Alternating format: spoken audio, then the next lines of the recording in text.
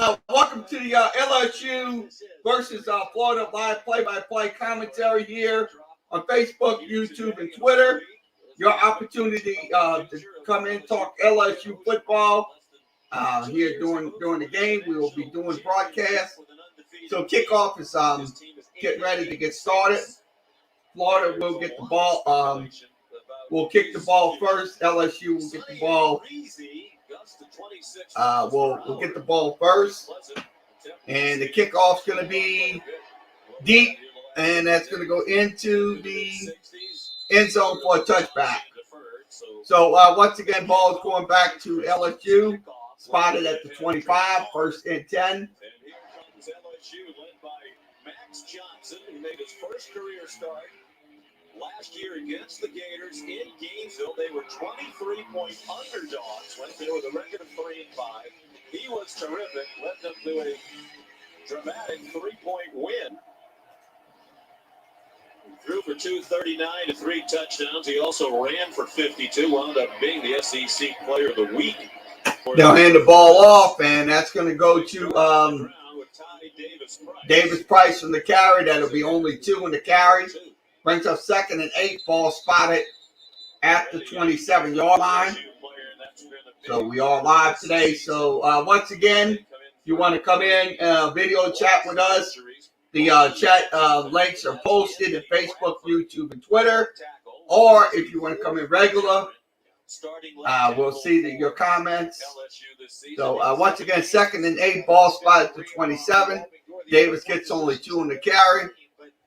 This has not been a typical LSU offensive line or running game.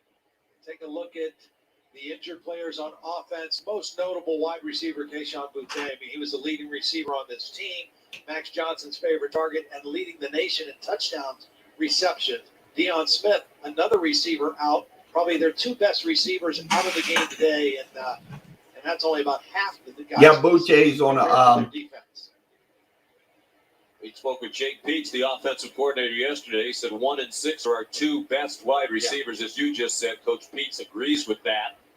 Neither of them available, but there are a lot of talented young receivers. And Ed Ogeron talked about the opportunity for others, part of the terrific recruiting classes they've had here recently, to come forward. Boutte, as Todd just said, was tied for the national lead in touchdown catches. Jordan Addison of Pittsburgh, Jalen Cropper of Fresno State. The rest of the team has fewer combined. Shotgun formation, one back in the backfield, one going in motion to your left. And drops back. He was have to pass.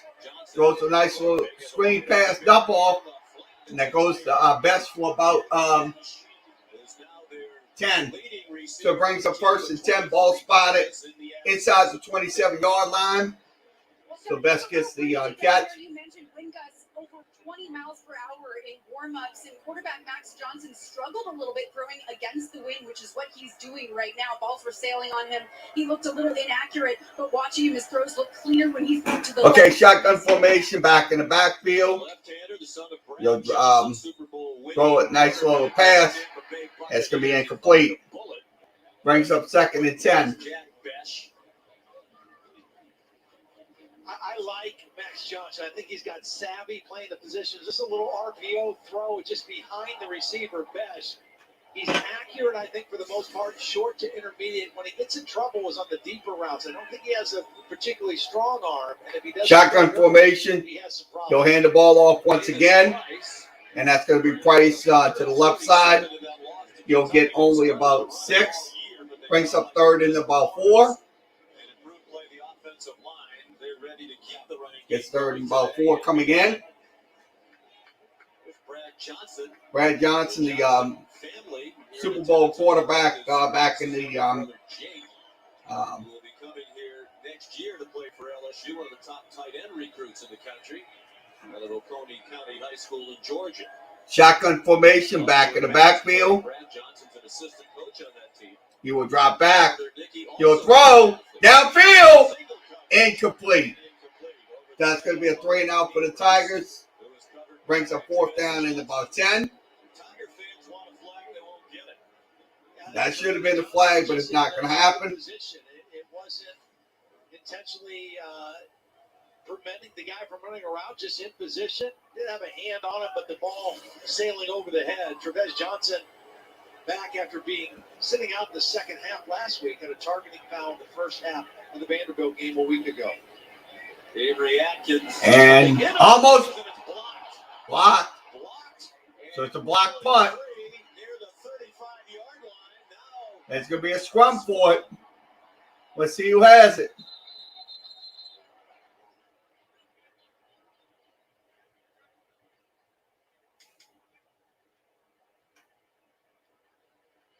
And Florida is going to have the ball at the 35-yard line. So Florida will have the ball at the 35-yard line, 1st and 10. And they're going to move the ball out across the 40-yard line. Just didn't even get a piece of that edge guy. There's three. That was a block punt right there. He just deflected it. Jordan Pouncey blocked it. Yeah, that's hard to believe. The three personal protectors standing there like statues. They just watched Pouncey go right by them. That's one thing you cannot do is allow somebody to block that punt. 1st and 10, Emory Jones in the shotgun, one back in the backfield. On 1st and 10 at the 41-yard line. And he'll throw it. And it's going to be a handoff, and it's going to go to goes to Malik Davis for about 7. Kyle Trask at quarterback. They threw for 378.8 passing yards per game, most of the country. Trask gone. A couple of terrific wide receivers and the great tight end, Kyle Pitts gone. So now they're the third best run team. One play coming up, and not much. Malik Davis gets a loss of 2. Nowhere to go that time. Lost a yard, in fact. Damone Clark made the tackle, and he'll make just about every tackle for LSU today. He's the leading tackler in the SEC. And also in on that play was Glenn Logan, and LSU happy to get him back. I mean, this is his first game action. Foot injury in the summer. He's been a starter for 3 years here. So let's see if the defense can get a 3 and out here on Florida's possession. Shotgun formation. Davis Jones will drop back. He'll have to throw. And he goes down. Sack time. Sack time. Mason Smith, a true freshman, one of the most highly recruited players in the country. So Emory Jones goes down. So it's a 3 and out. So good defensive play by LSU defense. But this is because of the coverage. I mean, Emory Jones had plenty of time to make a throw. That's a clean pocket. Nowhere to throw the football. Held on to it a little bit too long. And Mason Smith comes away with the interception. With the sack. Jeremy Crawshaw, the punt. He's an Australian. With that win, just bombs one. And that's going to be in the end zone for a touchback. Palmer back for it, had no chance. Defense rises up. LSU survives the block punt. Still scoreless and just underway. Okay, once again, we have to mute the sound due to the music and copyright commercials and stuff like that. So once again, defense stepped up in the on Florida's possession, but the offense kind of looked a little raggedy coming in. So hopefully that can just clear up, and we'll get a better offense here in the second drives. So once again, score is 0-0 here on Facebook, YouTube, and Twitter. We are live today. We will go ahead and give you scoreboard updates throughout the afternoon. Okay, let's go ahead and give you those updates now as we go. Okay, Indiana in the red zone. They're on top 3-0. UC up down 6-0 to Cincinnati. Yale and Connecticut, no score. Buffalo is down 7-0. South Florida just kicked the field goal. They're on top 3-0. Texas A&M on top 7-0. Also, Nebraska and Minnesota, no score. Red zone for Minnesota. They'll have the ball second and 8 at the Nebraska 12. Okay, Rutgers, no score. Auburn on top 7-0. And Texas is on top 7-0. That game is up in Austin tonight. So that's your school board updates for now. We'll have them throughout the broadcast. So once again, I want to see this offense progress against the Florida defense. I want them to take their defense on. That's what I want. I mean, Max Johnson, sure, he had a good throw the last time, but it was kind of, he was throwing against the wind. So I'll be honest with you. Look, he will be fine. If he can throw a little screen, just throw us to get some of those RPOs and stuff like that, he'll be fine today.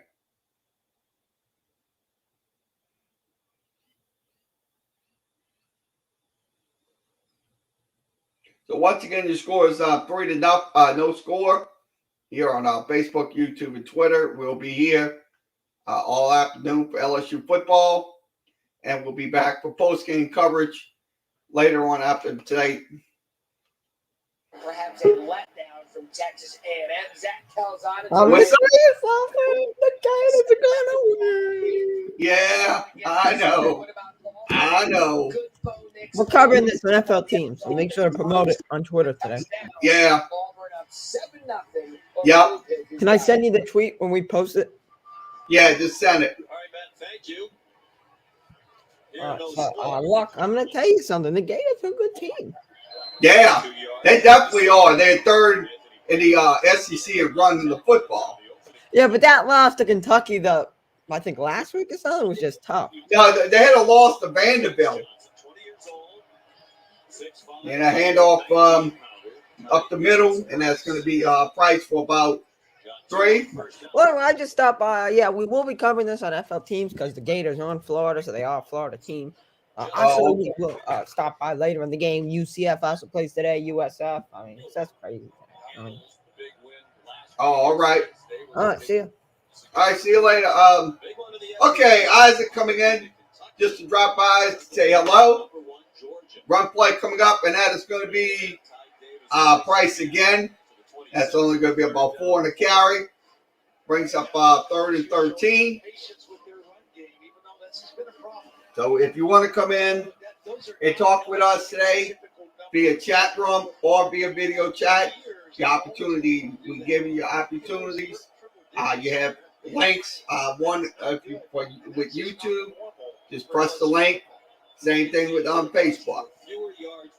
Okay, shotgun formation, one back in the backfield for the Tigers. Drops back. And 4-man rush, and that's gonna be incomplete. So it looks like that's gonna bring up 4th down, another 3 and out for the LSU Tigers. Look, he's throwing passes that's kind of like towards the guy or behind the guy. Because I know it's windy out there and stuff like that.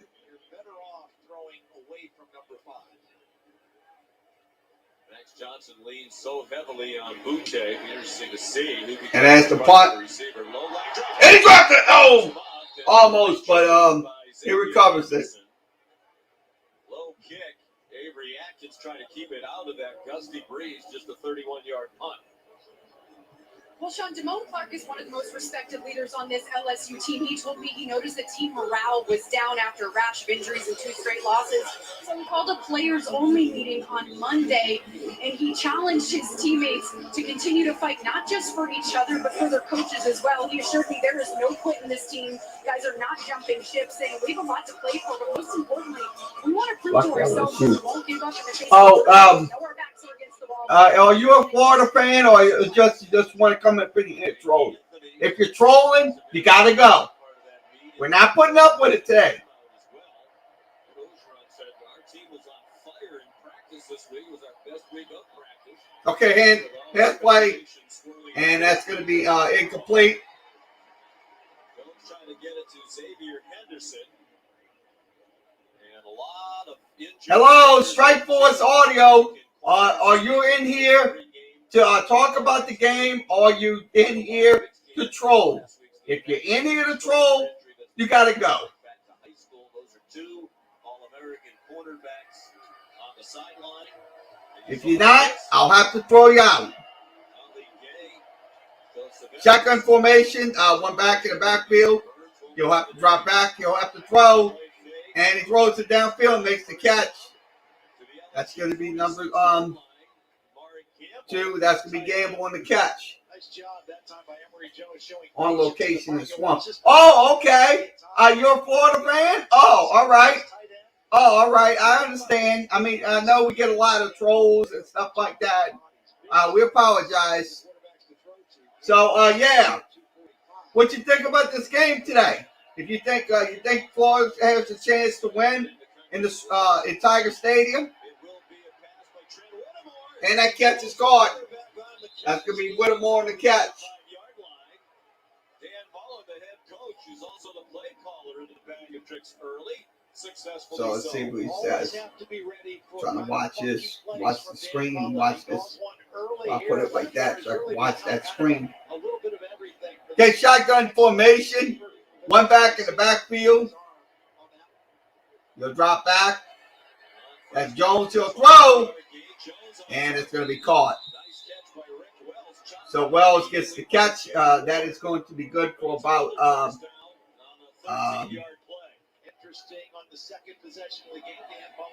22 and a half. So 22. It's useless. My ESPN app is not working. Wow. Wow, your ESPN app is not working? Wow. This ESPN app's not working. So, once again, Strike Force Audio. Unfortunately, we cannot show the video due to copyright rules. So, if this is game audio. You'll hear the game. You won't miss a play. Okay, shotgun. And they'll hand it off up the middle, and it's going to be a touchdown. Touchdown, Florida. So Pierce gets in for the touchdown. Emory Jones. Emory Jones is playing for Florida, and Max Johnson for LSU. So nice little run right there for a touchdown. Extra point coming up, 6-0. His offensive line, and then getting the football in the end zone.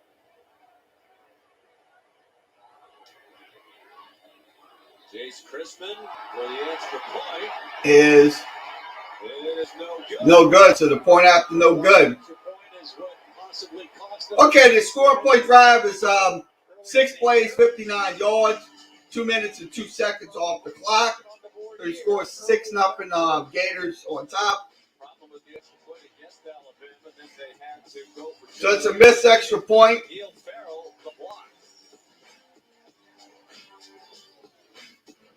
Okay, once again, we have to mute due to the music playing in the commercials and also commercials. Thanks for he missed it again. Yeah, he missed it. That's unfortunate. Y'all have a kicker that misses extra points. Wow. That's unfortunate. He just kind of hit it to the left side.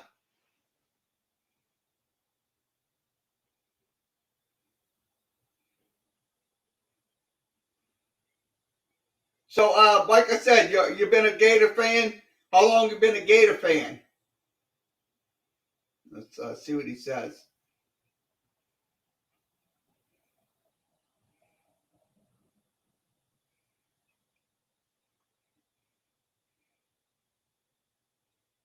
So long.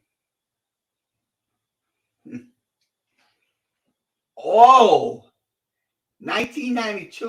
Whoa, that's a long time. I mean, since Steve Spurrier days and stuff like that. Wow. Wow. Wow.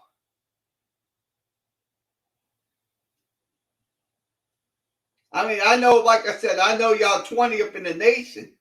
Y'all 4-2. I mean, y'all got a third best running team in the nation. So I don't know. I mean, y'all defense might just y'all might just destroy our offense. I'm gonna tell you right now. And your offense is I think it might be a little it's a topsy turvy. Oh wow. Spurrier Burgers. Ooh. National championship. Yep. Because I'm gonna tell you right now, the SEC East gonna be a very consistent division. Because you got Florida, you got Georgia, and you got Kentucky coming up.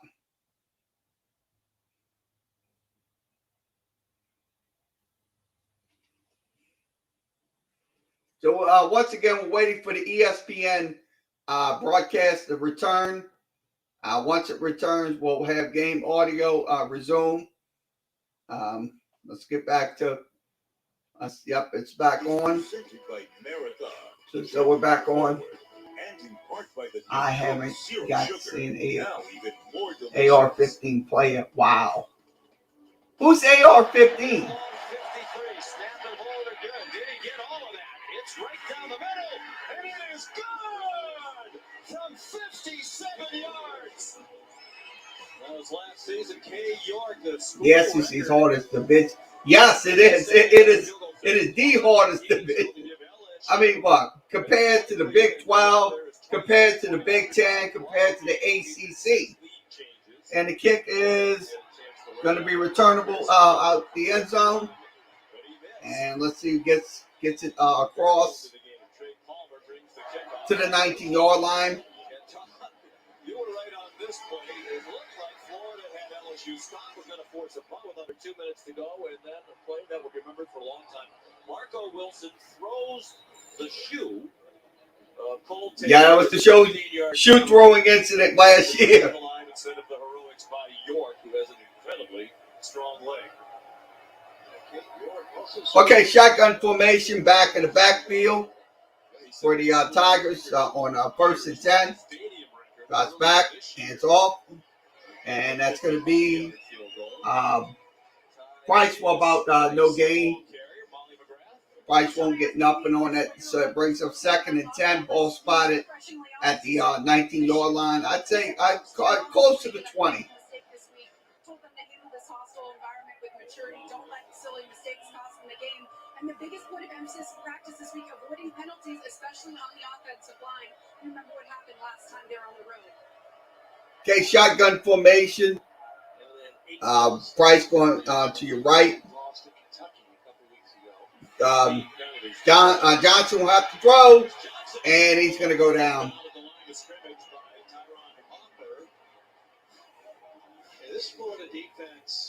So good defensive, good credit, Florida on their pursuit of Johnson.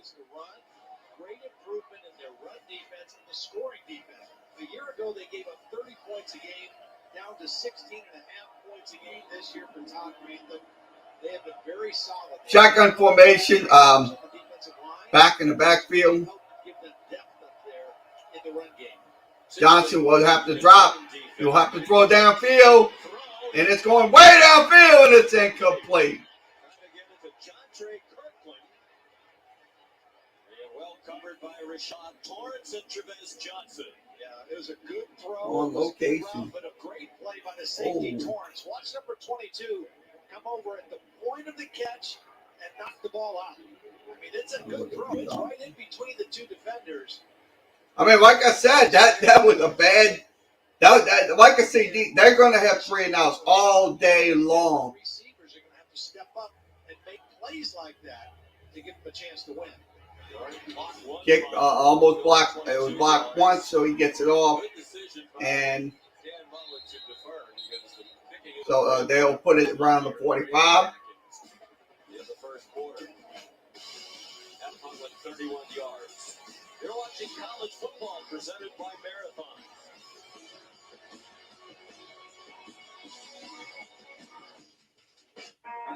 Okay, once again, we have to mute again due to the music and commercials. So once the game resumes, we will have the game audio back on from ESPN. So once again, 6-0, 3 and outs continue to plague up for this LSU team. I'll be honest with you. This is something, like I said, look, Max Johnson, look, he can throw the football downfield. But the truth of the matter is, sure, it might be windy and stuff like that, but you got to make the plays. You definitely got to make those plays because I'm going to tell you, look, Florida will make those plays. They're not coming in to, like I said, to play hopscotch and none of that. They're coming in to play big time. So once again, it is 6-0. LSU, Florida on top here in the first quarter. I'm going to start streaming these games from. Oh, okay, that'd be great. That'd be absolutely great. Just make sure if you're streaming, please make sure that the music is not going to interfere with that because they copyright. They're so. Yeah, that was last year in the shoe game. X Strike Force Audio. That was last year.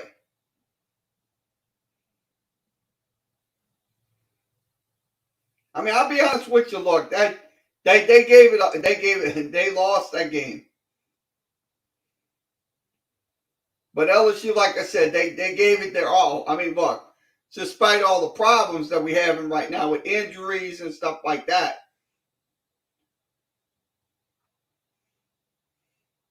So,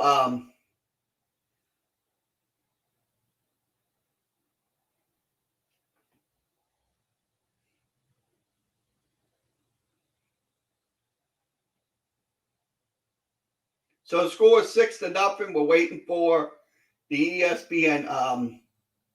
The crowd is loud and obnoxious. Wow. They never hear the music. Oh, yeah, I guarantee you they won't. Yeah. So we'll get back to the game in just a few moments. So it's once again 6-0 here on Facebook, YouTube, and Twitter. So we're going to give you a little game updates on some games going on. So let me grab my phone, and I'll give you some game updates. Okay, I'll show them right. I'll flash it right on my screen. Okay, Michigan State on top 7-3. Cincinnati is on top 7-0. Yale and Connecticut, no score. So we'll come back and let's get back to the game. They've been one of the most disappointing teams. So I'll put it back in. Has turned around back in the right direction. It seems. Okay, Emory Jones will hand the ball away, and Richardson will get up the middle, and he will get about 2. So it brings up 2nd and 8. In other words, the coach Ball is special talent. Yeah. Well, he's bigger than Emory Jones. He's probably faster.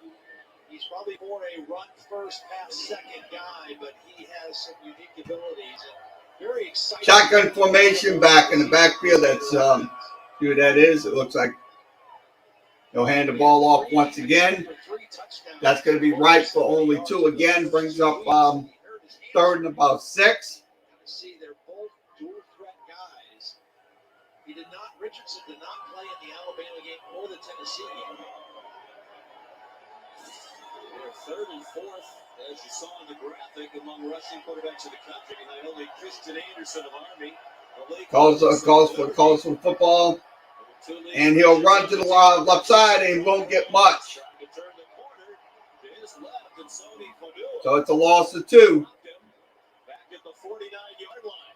You know, we talked to Durante Jones, the defensive coordinator for LSU. He said, we know when Richardson comes in, he's coming in to keep it first, to run first. They're kind of locked into that.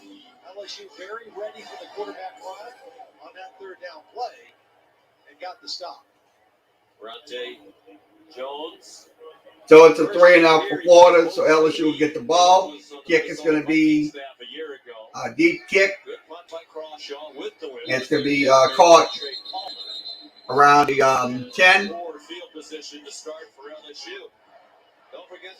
We might lose this game. Yeah. On ESPN3 and the ESPN app. Lots of great statistical information of the different views of the game. Of course, this is the always popular AT&T 5G Skycam. We're going to look at this play from the AT&T 5G Skycam. First and 10, LSU for its own 10. First and 10 at the 10-yard line. Max Johnson in the shotgun. He'll hand the ball off to Ty Davis-Price. And he'll get 10 yards. That brings up first and 10, ball spotted at the 20. On the film that I've watched, I think that's LSU has been LSU's best run. It's kind of a counter play. They move the backside guard and the lead tight end. Okay, once again, shotgun. They also have some good play action pass. Davis-Price back in the backfield. They'll call for the ball. And a handoff up the middle. That's going to be Price for about 7. Tough to sustain offense when that happens. Davis-Price tackled by Javon Dexter. They really felt like their offensive line took a step forward in the second half against Kentucky. And that was their best. Yeah, I mean, I want to see Davis-Price just bust one. Just absolutely bust one. From an offensive standpoint, they really felt like the offensive line gelled better than they had it in. Shotgun formation, one back in the backfield. On 2nd and 3.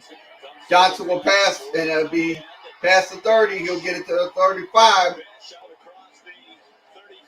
So to the 37. So Best gets the catch, so it's 10 on the catch for Best. And Best is listed as a tight end, but he plays and moves more like a wide receiver. He's 218 pounds. He can run.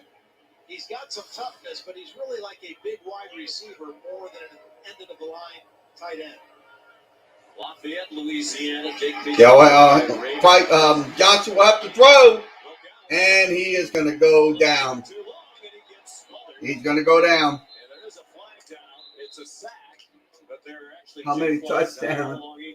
How many touchdowns does Price have this year? He has about maybe running the ball. He was a little in the first couple of weeks he was a little lethargic, but he has some touchdowns. So it's a legal shift for the Tigers.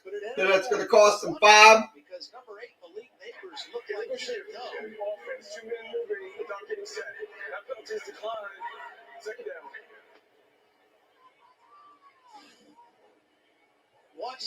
I mean, Davis-Price, look, he could be a quality back for the Tigers. Looks like he's going to kind of block, like he thinks it's a run. He's not even looking to run a pass route, and nobody was open. There were 4 defenders, 2 receivers, and they were penalized. Okay, shotgun formation. He'll roll a pass. That's going to be a drop pass. That's going to be Palmer on the catch. Palmer's got to catch that ball, period, end of story. I mean, he just sat there and just dropped the football.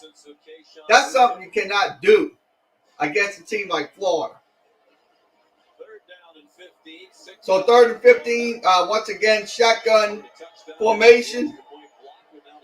Back in the backfield. And pass going to be caught. That's going to be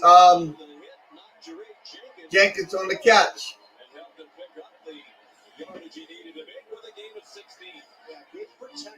He played with the Vikings. Steps up, delivers the ball, and Jenkins with some strength at the end of that catch to get the first down.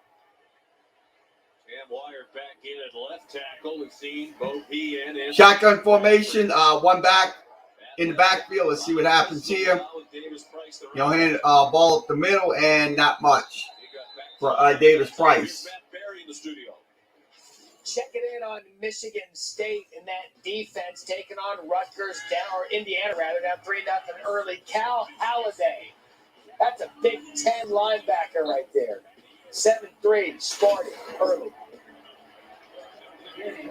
Undefeated Sparty. 2nd and 10 here for Second and 10. They'll run the ball up the middle.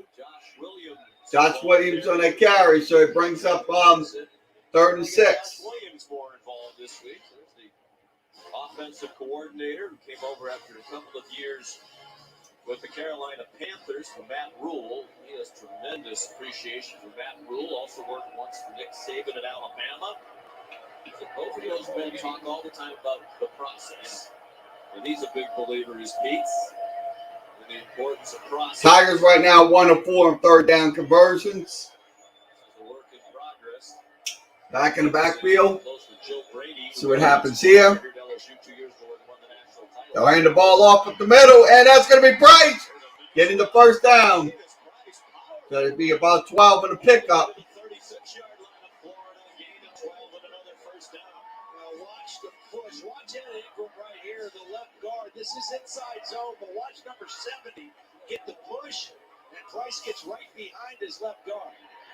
Johnson will throw downfield, and it's incomplete. Almost touchdown.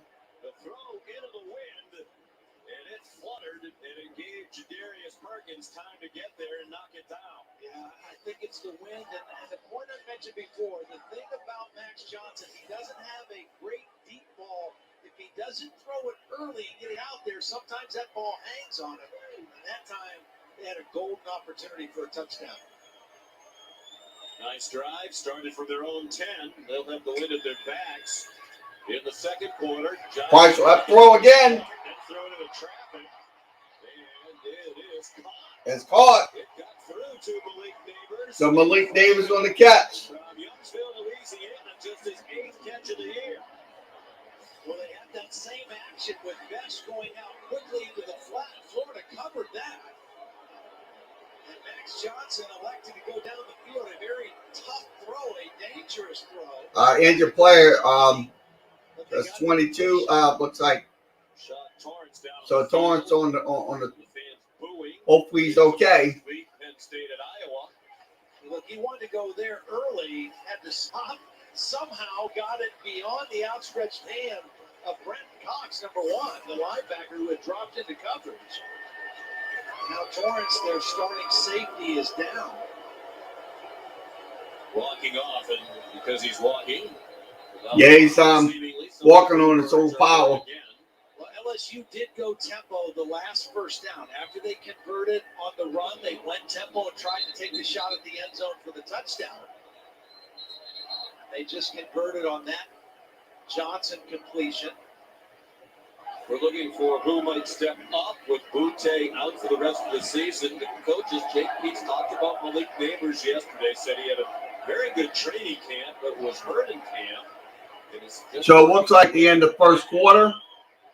Into full health. So your score is 6-0. Tigers on Tigers down. End of 1 in Baton Rouge. It's 6-0. Excuse me. Once again, 6-0 Gators on top of the Tigers. So once again, LSU is driving, but unfortunately, they had some passes that were really a little. Malik Davis. Look, this is one of the wide receivers that can make plays.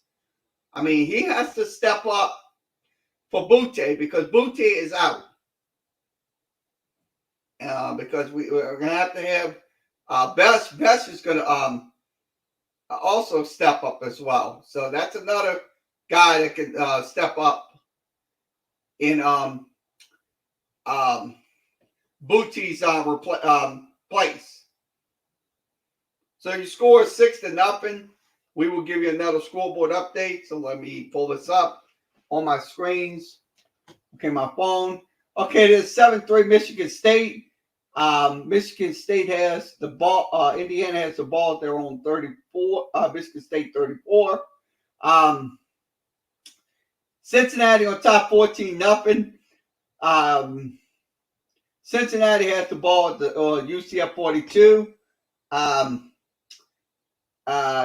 Connecticut and Yale, no score in that one. Let's see. Ohio on top 21-0. They have the ball at their own 37. South Florida on top 10-3. And we'll give you the Texas A&M score, and I'll put that up on this. It is 21-0 Texas A&M. Texas A&M has the ball at the Missouri 36. And Minnesota on top 14-3 on Nebraska. Nebraska has the ball at their own 20 as well. Northwestern on top 7-0. That game is going into the second quarter. Auburn on top 7-3. They have the ball at their own 34-yard line. And Texas and Oklahoma State. Let's give you that game update. Okay, Texas, Oklahoma State 10-3 is your score. And Virginia on top 3-0. Duke has the ball at the Virginia 45-yard line. So that is your score updates for this hour. We'll continue to update them throughout the afternoon. So if you got a score in mind, if you got a score or something in mind, let us know. We will do our best to give you those scores. So once again, it's once the game returns, we will have the game audio. Iowa hosting Purdue. There it is. And then at 7:30 this evening, TCU at number 4, Oklahoma. That wild win of the Red River Showdown against Texas, down by 21, rallied to beat the Longhorns 55-48 in the process, creating a quarterback controversy. Spencer Rattler and Caleb Williams. Williams came in relief and led them to victory. So they'll hand the ball off to the right side, and that's going to go. That's going to be Ty Davis Price.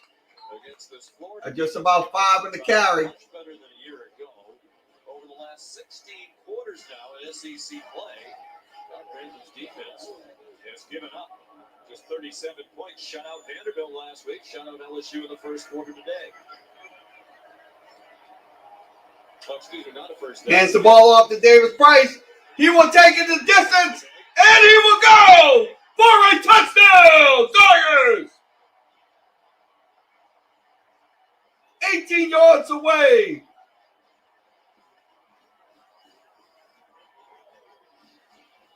So the scoring play drive is 13 plays, 90 yards, and 5:09 off the clock.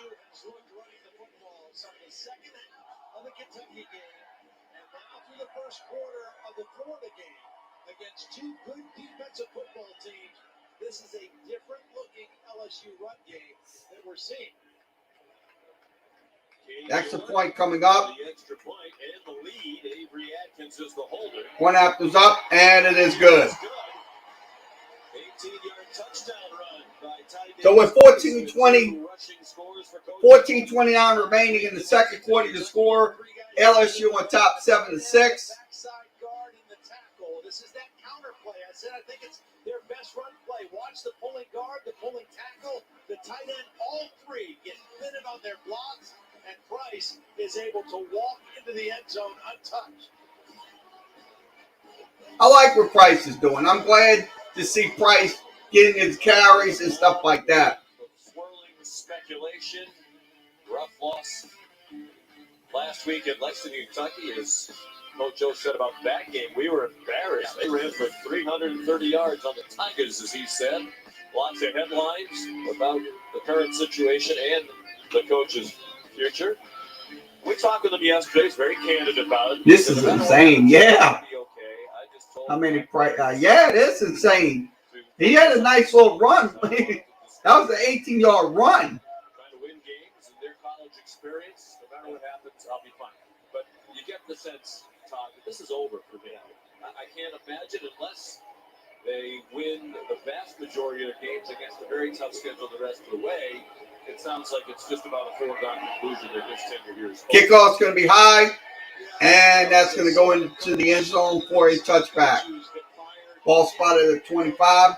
This is hard, you know, and you think about it, he's had success other than, you know, even after other than the championship year, he's never had a losing season in the SEC. He had other top 25 finishes. The problem is, since that undefeated team in 2019, they're 8-8. They were 5-5 last year. They're 3-3 this year, and that just is not good enough for the people here at Baton Rouge. Ed grew up in this state, loves the Tigers. He said, "I know." Okay, shotgun formation. One back in the backfield for Florida. Team has the lead. He said they would play hard. The players said that as well. Shotgun. Emory Jones will drop back. He'll throw, and that's incomplete. Emory Jones in Florida going into the wind on offense for the first time. He's trying to get it to Trent Whittemore. They're the numbers you're talking about, but 15-0. Joe Burrow at quarterback, and an incredible cast around him, particularly on offense. But 8-8 since, again, last year, a COVID season, they went 5-5. But that 8-8 mark is the second worst ever through the next 16 games. Shotgun. They'll drop back. And so it's incomplete. Brings up 3rd and 10.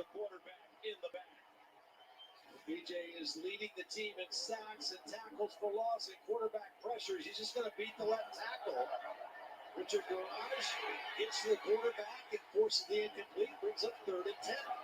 So inspired offense in the running game, inspired defense right now by the LSU Tigers trying to get a 3-and-out. Let's see if they can get another 3-and-out here. Motivating factor that Coach O talked about. This is a very spirited rivalry. Didn't want to use the word hate yesterday, but he came about as close as you can. Drop back. Emory Jones will throw. It's going to be caught. And that's going to be only 2 yards on the catch. Takes down Jaquavian Frazier's well short of the first down marker. And now Florida off the punt for the first time today into the wind. Now you're going to see pretty good zone coverage. Force the throw underneath and then make a sure tackle in space and force the punt. That was an outstanding defensive possession that time for the LSU Tigers.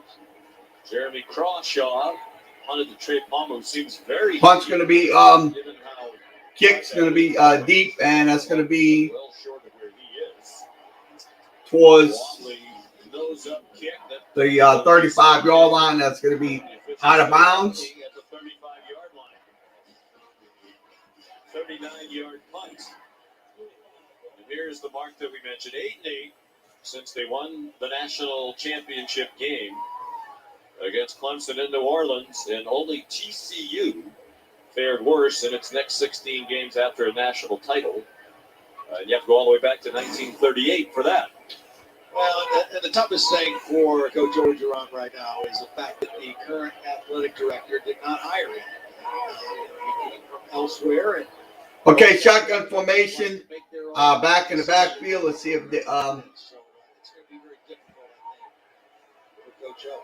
one going in motion to the $10 million buyout if they want to replace it's going to be a screen pass. Little screen for John Not much. Nothing doing there. Well played by Florida, led by Tyron Hall. Not much for Williams, so it's -5. Brings up 2nd and 15. I will say also that Coach O and his staff has done, even though he's had to do some changing over with his staff, he himself has been an excellent recruiter. He's always been a great recruiter. LSU is a pretty easy place to recruit to, but him being a native son, he has brought some Shotgun formation. They'll call for the football once again. Screen pass. Another short throw to And that's going to be incomplete. Javez Johnson this Javez time. Johnson on a tackle. Malik Neighbors. And then Davis gets a catch of -1 yard. That was a good defensive play. They snuffing out these screen passes. They got to get something going with those. Either go with some Recruit to here, passionate fan base, although it is almost jarring to be here and see this many empty seats. And you asked Coach O, well, is the speculation about your future affecting recruiting? He said, no, we're having an excellent class, and the players are coming here because it's LSU. They'll drop back. Johnson will have to get out the pocket. And he throws it down the field. He will go all the way. And it will be a touchdown. LSU. Thomas from 71 yards away. Well, it's a flag. Unfortunately, I think it's coming back. Yep, coming back.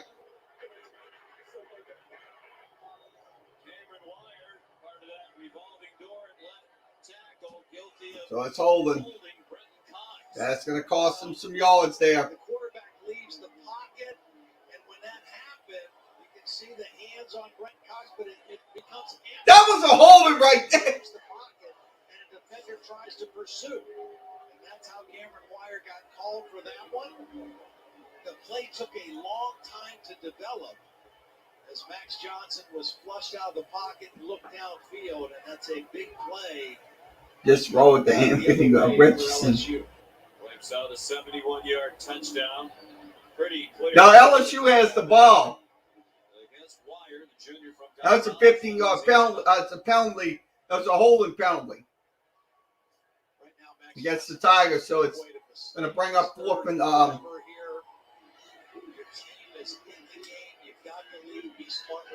screen pass, and that's going to be a drop pass.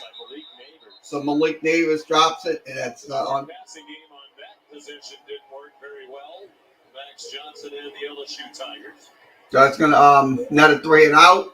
And they will punt with the win for the first time today. Atkins had one block punting into the wind. Clearly was trying to keep the ball low. He can hang it high. Xavier Henderson is back deep, standing at his own 40. Almost blocked again. But good kick right here. And that's going to be down all the way down to the 30-yard line. 51-yard punt. Florida defense in the right place and hitting hard, but down by a point. Okay, once again, 7-6 Tigers on top. Once again, the unfortunate facts that the Florida defense is definitely playing today. I mean, those two screens that they had went for negative yards. I mean, they like I said, Neighbors should have caught that ball on the screen. That should have been maybe 6 or 7 yards.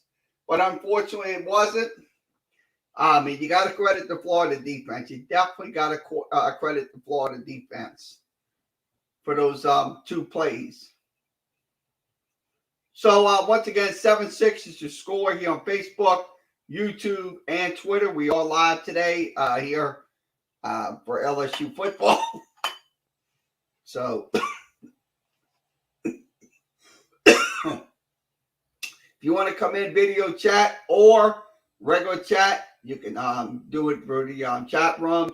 Or if you want to video chat, you can go through the YouTube screen and just hit the button. You'll be able to come in. We'll put you in and we'll let you talk. So let me give you another update on some games going on in college football.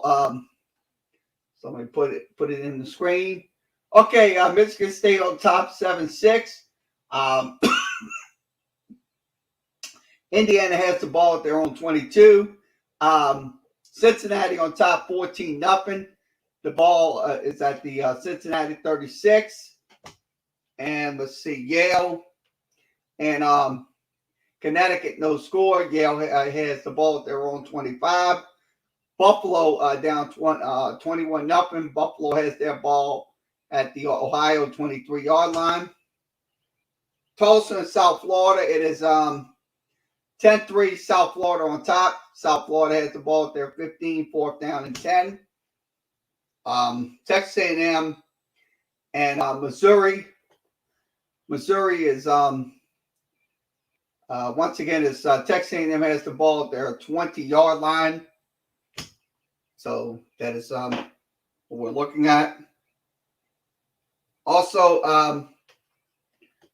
Minnesota on top 14-3, ball at the Nebraska 33-yard line. Rutgers in the red zone. They're at the Northwestern 18-yard line. They're on top 7-0 Northwestern. Auburn on top 14-3. Ball spot at the 48 for their Arkansas. Now Texas on top 10-3.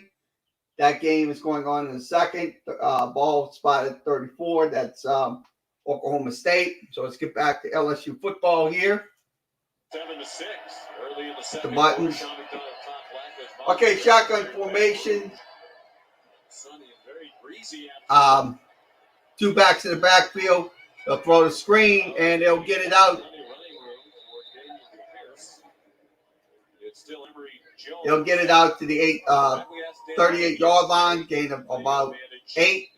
Rotating quarterbacks tomorrow. He said usually we do 2 series for Jones, 1 for Richardson, but he said I might do 2 and 2. The surprising thing right now for Dan Mullen and his offense, they only have 15 yards rushing. This is the third leading rushing team. Handoff going up the left side. That's going to be Jones on the carry. That's good for 8. Banked up secondary. 23 yards now rushing. I mean, 273 yards a game, but they only have 23 yards rushing. Because the LSU defense is stopping them on those runs. You mentioned the secondary being banged up for LSU. They've had to move some guys around with Stingley and Ricks out. Cordell Flott, who is their starting nickel, has been moved back out to corner, and now they've got Sage Ryan, number 15 in the ball game. He's a 5-star recruit, a highly touted recruit, got hurt in the preseason. This is his first game action all season. And not only is he playing, but he's starting at nickel, a very critical position in this 4-2-5 defense. So it's a 4-2-5 LSU is running. So 4-2-5 defense. This won't be too big for him. And it's a defense without all of these starters playing very well against Florida so far. So we got most of our starters out. Elias Ricks, Major Burns, Anthony Anderson, Allie Gay, and Joseph Evans, and also Stingley. Those are some really good football players. Shotgun formation. He calls for the football. Drops back. Emery will have to throw downfield. And it's going to be caught. So he gets it to the 41 on that catch. So that's 13 on the pickup. Continues to be really good protection for Emory Jones. I mean, he's got a lot of time to survey the field, to go through his progressions. They've not run the ball that well, but they've protected the quarterback extremely well so far. So, shotgun formation, 2 backs in the backfield. And they'll run it up the middle. He'll get pushed back. And that's only going to be about 1. County High School. His mother Trina has made the trip over to watch Emory play today. Emory originally committed to Ohio State.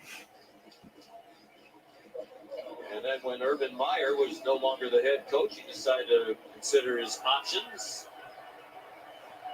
And shotgun formation. Backs in the backfield. Let's see what happens here. He'll try to keep it, and he'll go up the middle again. And he'll only gain 2. So it's 3rd down and 7. So that's Emory Jones. For a lot of years, watched Kyle Trask run a very different offense the last couple of years.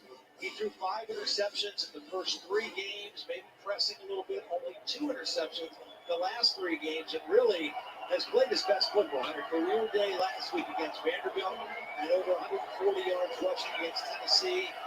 He's played his best football. Okay, shotgun formation. One back in the backfield now for Florida. Emory Jones will call for the ball. He'll drop back. He'll throw. And it's going to be intercepted. Tigers will get the ball back on the interception. He will try to take it back to the 30. He's trying to get to it and does.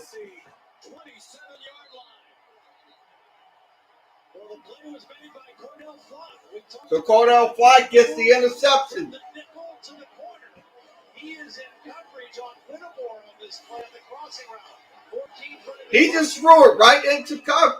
He was right into coverage. He threw it right into coverage. That's unfortunate. Cornell Flock gets the interception. So that's White. Looks like Whitemore is down. So hopefully he's okay. A little bit behind. You see the end of the play kind of goes down awkwardly on the tackle by Cordell Flock. And LSU in prime field position to add to their. So Baskerville gets the actual interception, but Flock caused the interception.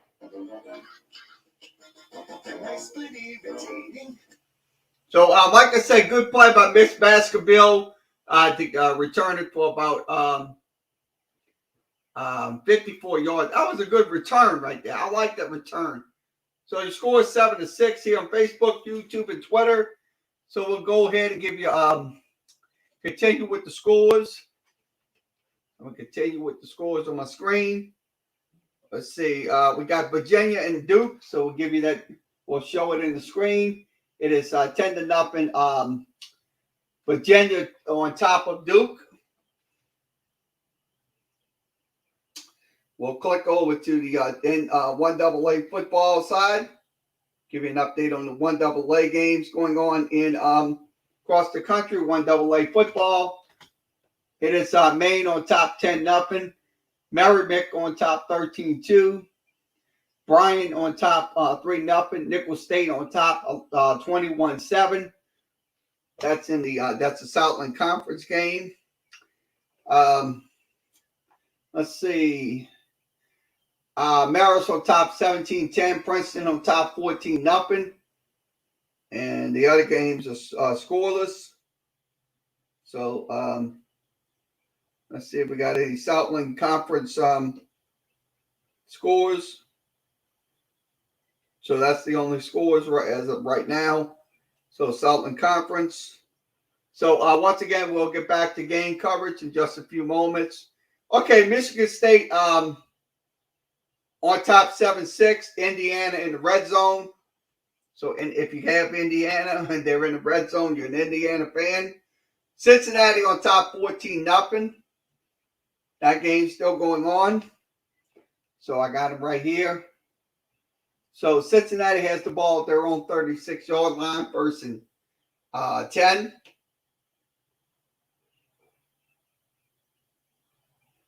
Okay, Texas A&M on top 21-0. That's in the second quarter.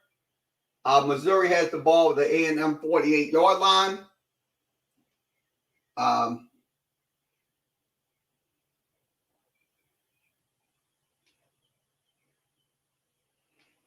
So we'll get back to game coverage. LSU football. LSU on top 7-6. Interception by LSU. Got LSU at the 28-yard line, 1st and 10. Disappointing season so far for LSU, but still very much competing. Micah Baskerville, senior, playing in his 35th career game, has his first career interception out of Shreveport, Louisiana. The first takeaway for the LSU in the last 3 games. LSU's offense now really needs to capitalize on the. They need to capitalize on this interception. 1st and 10, ball spotted inside the 28, shotgun formation. He will throw it downfield. It is caught for a touchdown. Jenkins, 128 yards away.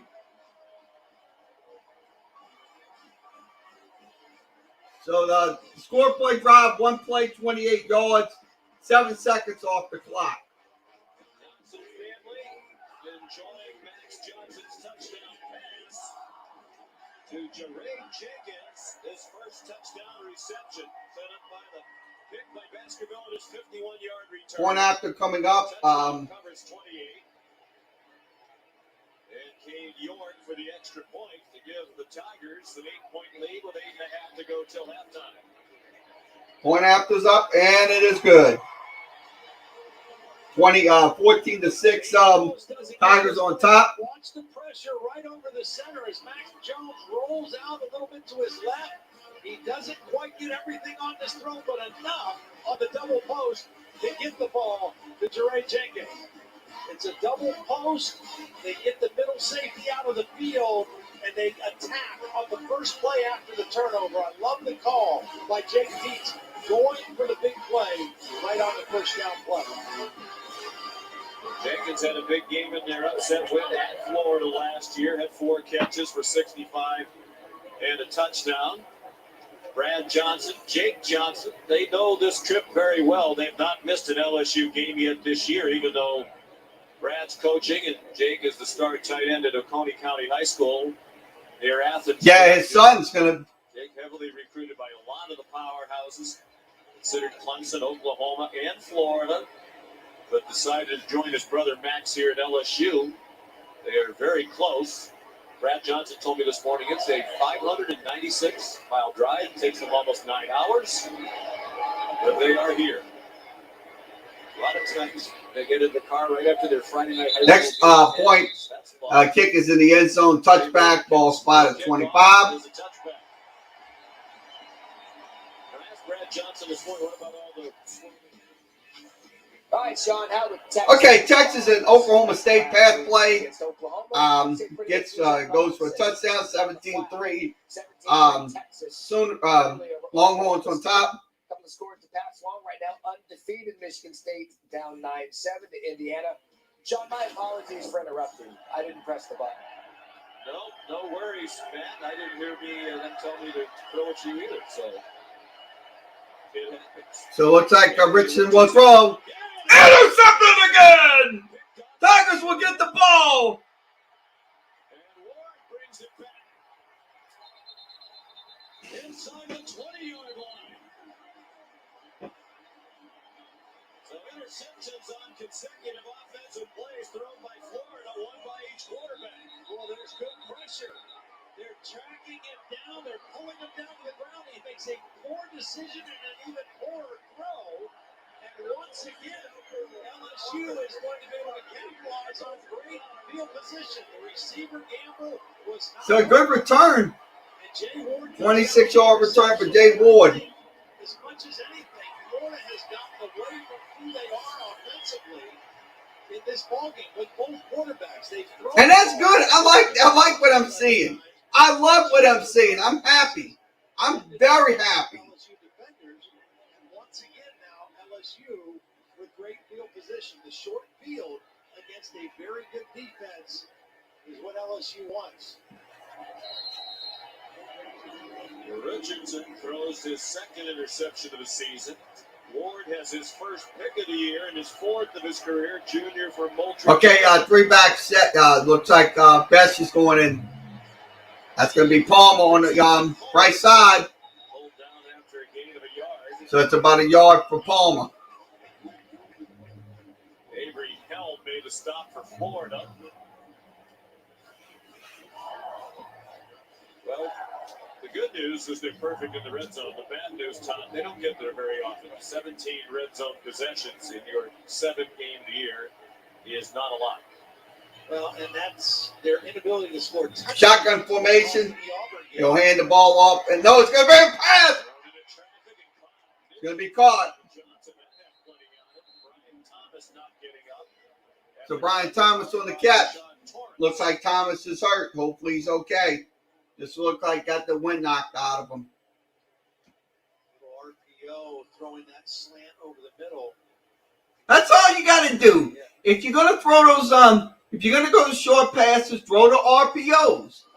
Throw a slant or throw throw a slant or throw a nice little crosser route.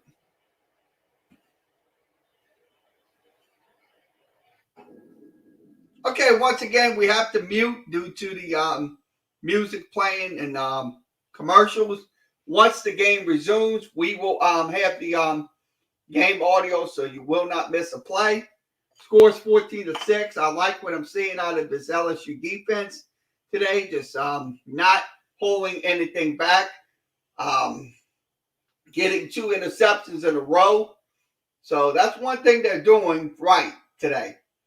I mean, the last couple of weeks has been just abysmal turn of events. So it scores 14-6. Let's give you some stats. I'm going to give you a couple of stats on my screen. I'm going to give you a couple of comparison stats. Okay, right now LSU at 151 total offense. Running the ball, LSU 14 carries, 66 yards. So right now LSU is starting to get his running game up. And the passing game, 85 yards. That's 9 of 16. The completion percentage is about 56%. Drops, they had percentages that was about 7. So they can't, like I said, they got to cut down on those drop passes as well. So I'm going to give you the second quarter stats as well. Put those in. Okay, second quarter stats right now. Total yards, LSU 59, Florida 34. Running the football 2 out of 23. So that's 11.5 right now and 3.7. Now the passing game is 5 out of 6 for about 36 yards in the second quarter. LSU using 8 plays.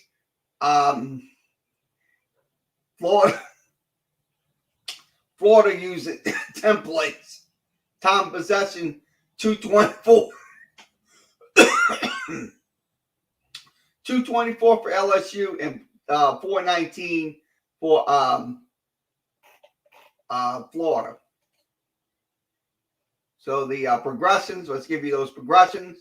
Okay, Emory Jones right now, 5 out of 9, 56 yards, quarterback rating 79.1.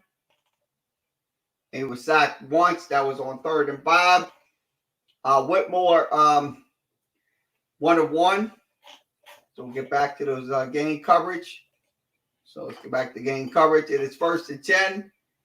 Here at Tiger Stadium, LSU arrived ready to play. 1st and 10 ball. And the Tigers 12.5-point underdogs, leading. Ball spotted. Looking for more. 1st and goal at the 7. 1st and goal at the 7-yard line. They'll hand the ball off, and he only got 2 yards. So brings up 2nd and 5. He had 147 yards last week in the loss in Kentucky. Ball spotted at the 4 to 5. Now I think that puts him in this ball game, running very hard, downhill runner, and that balance that LSU has. He started to get his numbers up. Emory Jones. No, Davis Price, not Emory Jones. I said the wrong name. Pass play coming up. Touchdown, Tigers! Jeray Jenkins. His second touchdown catch of the game. This one from 5 yards.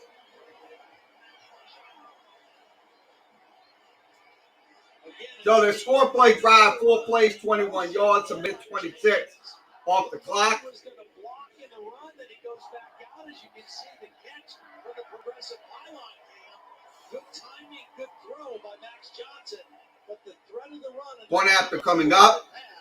LSU building a big lead. Point after is up, and it is good. 21-6 LSU. Jenkins Jr. had just 10 catches all year and no touchdowns, but with Keyshawn Butte, their leading receiver, one of the best in the country, out for the rest of the year, he has stepped up in a big way today. LSU, 14 points in the last minute and 47 seconds. Interceptions on consecutive offensive plays by Florida. But the interceptions, not not only do they turn the ball over, they reduce the field. Both interceptions will return into Florida territory, and LSU took advantage. Here's what I said. Now they bring him in motion. He looks like he's going to block because they've been running so well. Then he's going to go back out. The balance of run and pass has got this Florida defense a little bit on their heels. And Max Johnson taking advantage of the turnovers, the short field, and now with 21 points here in the first half for the Tiger offense.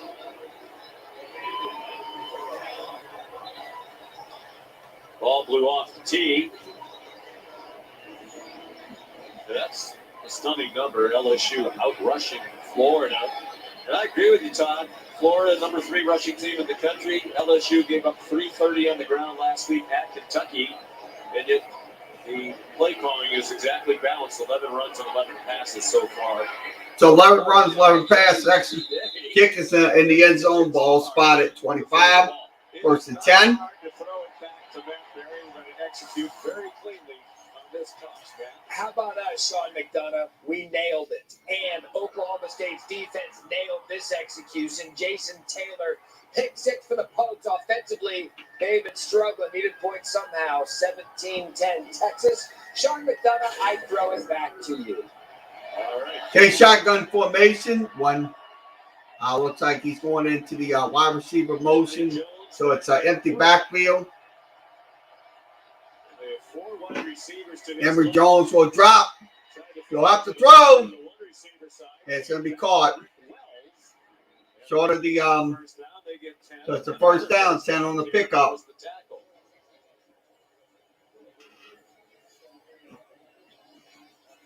Interceptions on consecutive plays. One thrown by Emory Jones and one thrown by Anthony Richardson. That hasn't happened in Florida in a decade.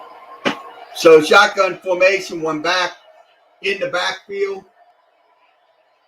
Emory Jones will call for the ball. Hands it off up the middle, and he will get about 7 on that carry. That's right. Getting about 7. Florida wants to go with some tempo.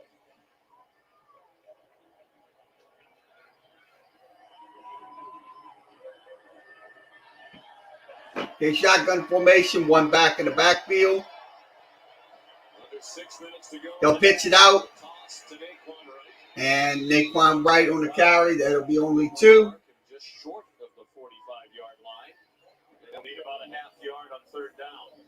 You know, Sean, the other thing that's interesting about Florida's approach and trying to balance out their offense, we mentioned the corners that are missing for this LSU defense, but they're also missing their top 2 defensive ends that they started the year with. They've got a couple of defensive tackles that they're missing. This is a depleted defense, not just on the shotgun formation, one back going in motion. Will be wide receiver. Timeout called by LSU. So the Tigers call a timeout, 2 remaining. Undermanned, but fighting hard. And a 12.5-point underdog leads by 15. And I think they can they're a 12-point favorite, but I think LSU will cover the 12 points. So far, so good.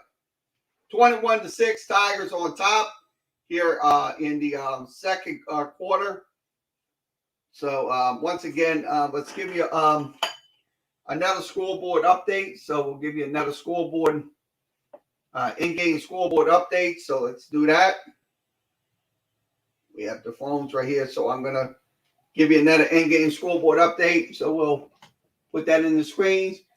Indiana on top 9-7. Indiana has the ball at the Michigan State 47. It is Cincinnati on top 28-0. UCF has the ball at their own 22-yard line. Connecticut on top 7-0. UConn has the ball at their own 35. It's Ohio on top 21-10. South Florida on top 24-10.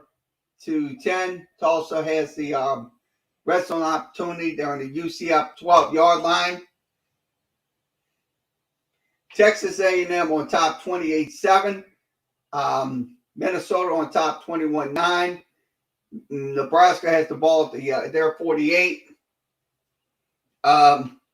Northwestern on top 14-7. Rutgers has the ball at their 41. Auburn on top 14-3. Arkansas has the ball at the Auburn 32. You just saw the interception on the ESPN studio updates. Your score is 17-10. Texas on top. And Virginia on top 17-0. So 17-0. Virginia on top of Duke. And we'll give you the Southland scoreboard. See if we got Nichols and then Cornetword playing. Okay, at halftime it is Nichols on top 21-14. So Nichols on top 21-14 in today's game. So once again, scoreboard updates throughout the game and stuff like that. So like I said, I will be honest with you. LSU, look, the defense today has absolutely stood out. They absolutely stood out in this game because they gave up 330 yards last week against Kentucky. Now they're, like I said, they're just playing like gangbusters today.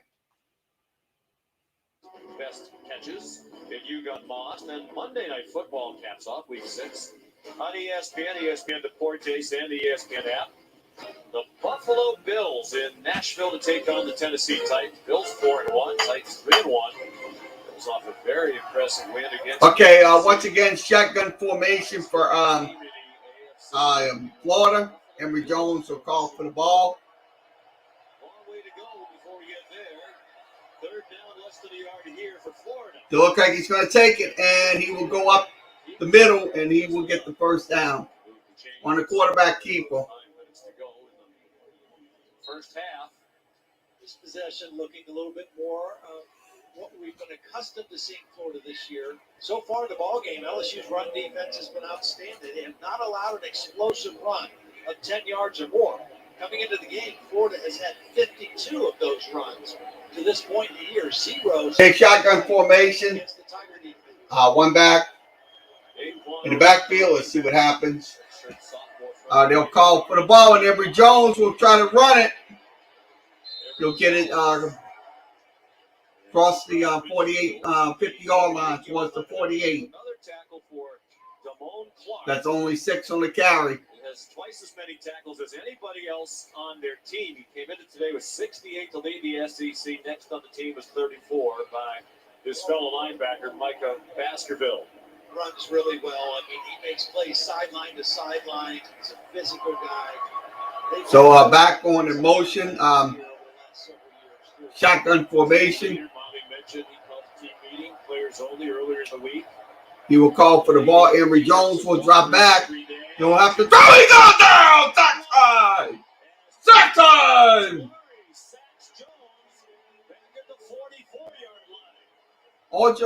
Algebori gets the sack. So that was a good penetration right there. Coming up the gut.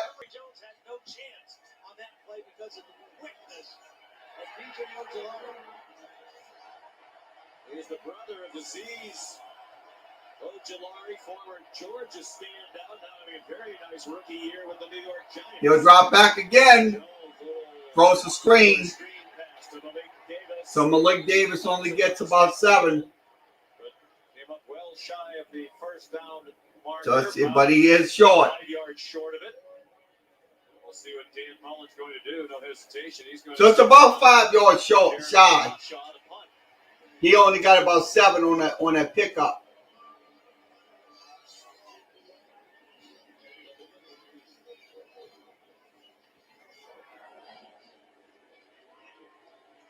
Fourth punt for Crawshaw. 28 yards on a fake punt last week. And the kick is going to be high. And that's going to be fair catch. Palmer at the 10. Close to the 11-yard line. How would A&M handle the success after the Alabama win? New kickoff, sleepy situation out there in Missouri. Plus, Oklahoma State, are they for real? They've got a test against Texas this week, and Cincinnati continues to roll on. Highlights coming up. Jesse Palmer, Joey Galloway join me coming up on the Lexus Halftime Report. A lot of important games in this early window today. Cincinnati needs to keep on winning, try to be undefeated, and force the playoff committee to pick them. You know, I live in Ohio, as you know. Like I said, I was not happy last year when they didn't pick Cincinnati. I was not happy about that. Not happy. Shotgun formation. They'll hand the ball off. Johnson will have to roll out and run. And he will get out of bounds across the 15. He's at the 17-yard line, so he got across the 15 to the 17. He said they slapped us in the mouth early, but we need to stay aggressive, get in attack mode, and be the first to strike from now on. Brings up 2nd and 4. They'll hand the ball off to the right side. And that's going to be Davis Price going down the sideline. He'll get out of bounds at the 45-yard line. But it's a flag. Well, I think they're going to get Jenkins, the wide receiver, for a hold. As Davis Price cut inside his block. No, that is going to be a gut busting. That's going to be a gut busting penalty, man. Can't believe that. Well, the orange jersey, when it got outside the jersey, is where the problem was. And here's the end of the play. No, he hit him out of bounds. He knocked him out of bounds. That was a late hit. That should have been called. That should have been called.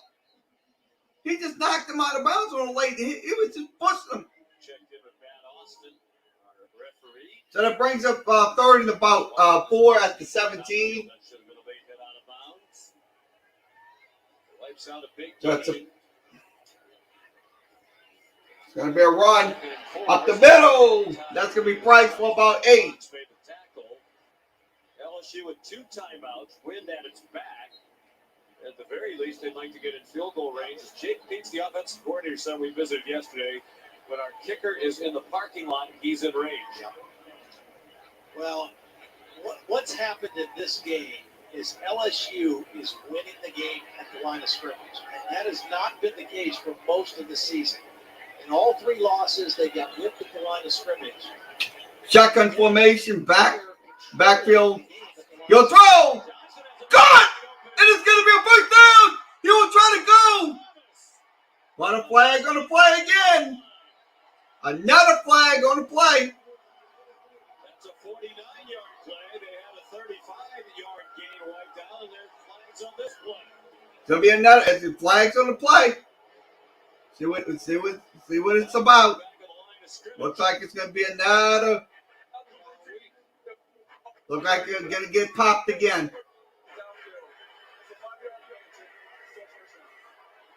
Obviously, with Alex Moore's mic, they had a lineman downfield. I don't see a lineman downfield. Now, that was a stupid call. Why are you calling an ineligible receiver? That don't make no goddamn sense. If it's not one of the 5 offensive linemen, it has to be a covered receiver that was ineligible. And maybe that's what it was. We couldn't understand what the referee, Alex Smith, was saying. Alex Moore was saying because his mic was breaking up. Yeah, his. 2 long plays called back now. So those plays, that's back-breaking plays we should have had. Okay, once again, shotgun formation. Johnson will have to throw, and he's going to have to run, and he's only going to get about 2 on the carry. Short game. Neither team inclined to stop the clock right now. Let's go back to the penalty. Yeah, so let's see what we can see. I mean, we got one guy off here. You got to have Well, I think it would have been on the near side, the bottom side, Tom, because it was the official on the bottom side of the field who threw the flag. Who did they say? Go ahead, Matt. Yeah. Matt Austin, what say you? Yeah, you're right. The second receiver from the bottom, number 11, who ends up catching the ball, he is covered up by the widest receiver, number 80. So one of them needs to be off the line. The last two big plays, I'm going to tell you, that were just penalties right there. Tackle. I mean, they could have called that as well, would have brought the play back. But regardless, that's two long pass plays that LSU has had this first half called back because of penalties. And they still have a 15-point lead. There's a Florida timeout. Dan Mullen wants the ball back.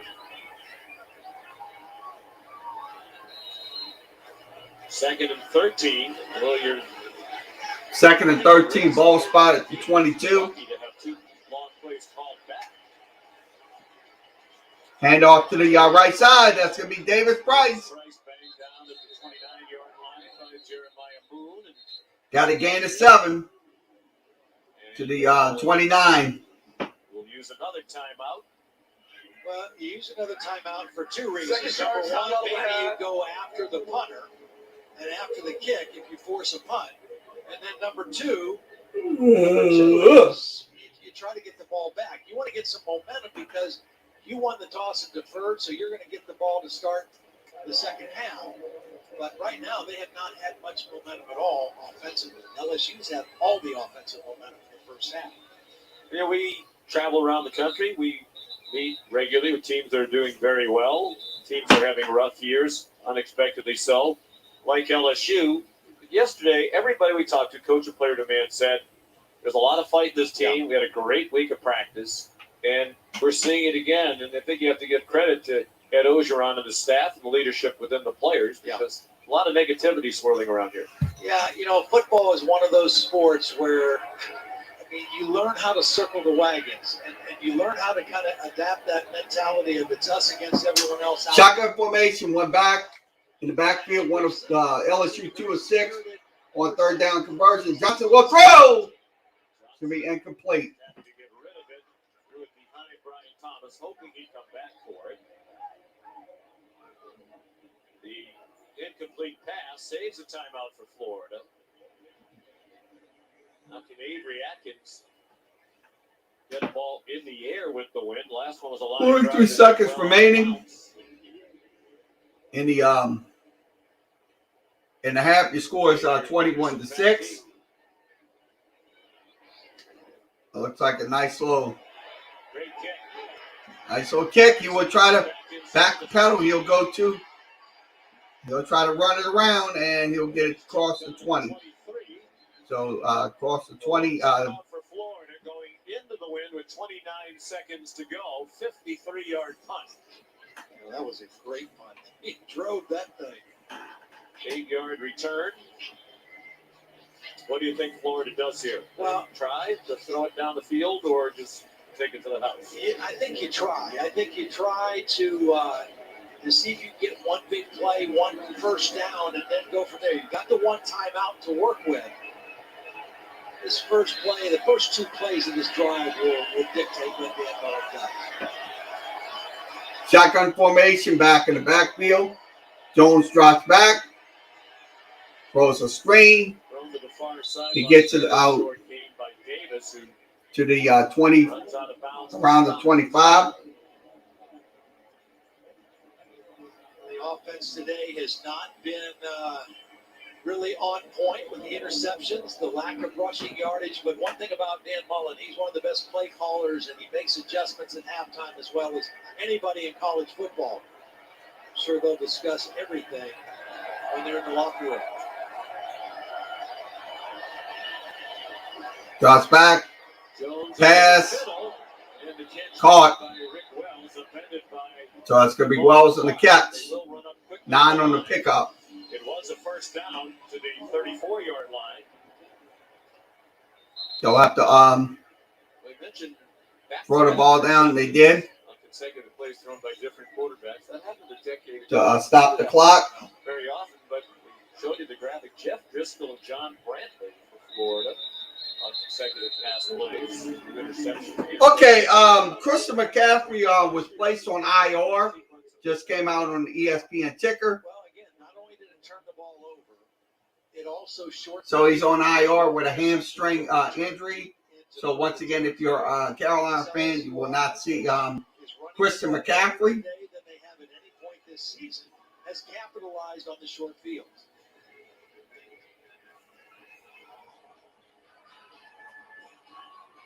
"14 seconds to go." It was an LSU timeout here.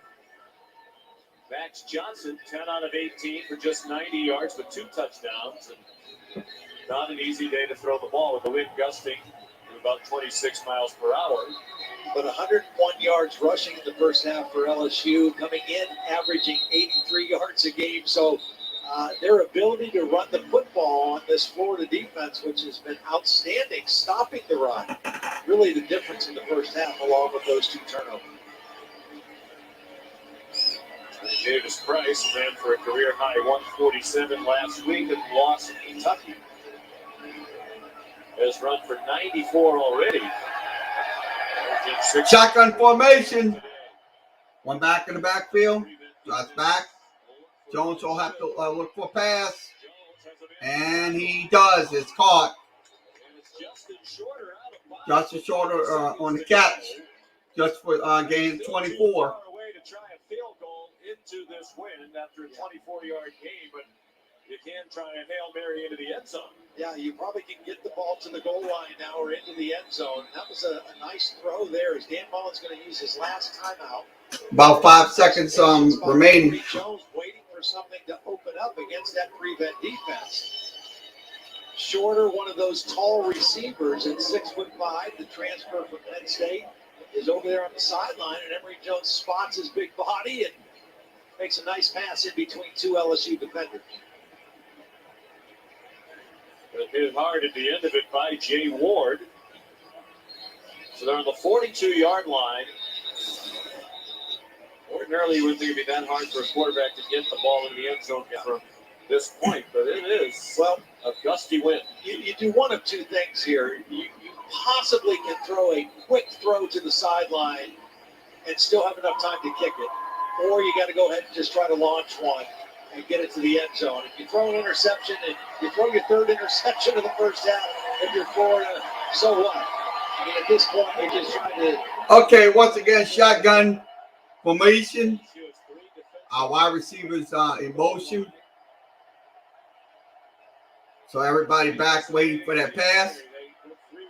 They'll try to throw a Hail Mary into the end zone, and it is going to be caught for a touchdown. Wow! Unbelievable! I think they did with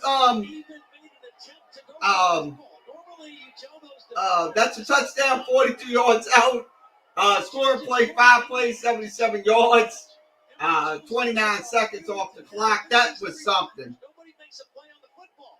You have to go up and try to knock that ball away if you're on defense. That was Marquez Callaway. They did what Marquez Callaway did in one of those games. Had a Hail Mary and it was a touchdown. Unbelievable. That was unbelievable. 77 yards in 29 seconds into a gusty wind.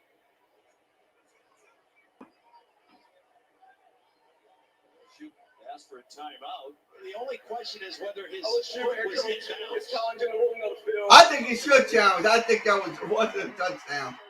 If it was, that was an amazing play. The only question was his foot inbounds or out of bounds when he made the catch? Let's see. I'm watching it.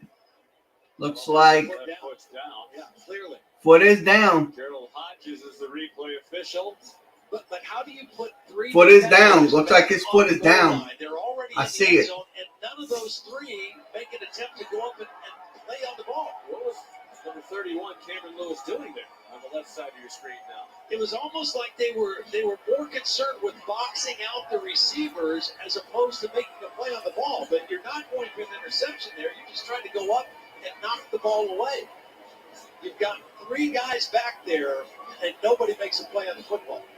Yep. So the scoring play is a touchdown. Three guys are named Derek Stingley or Eli Ricks.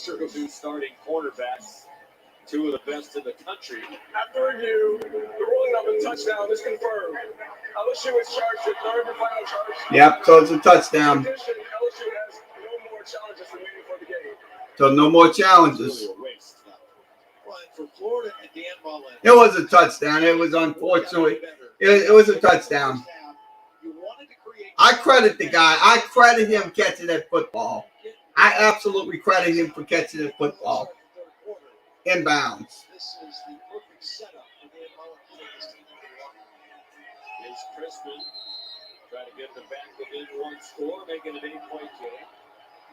66 yards combined on those last two catches. Point out, they're up and good. Including the touchdown. So once again, you scored 21-13 at halftime. So we are going to halftime. So we will be back after halftime. So let me shut off the mics. And Coach, you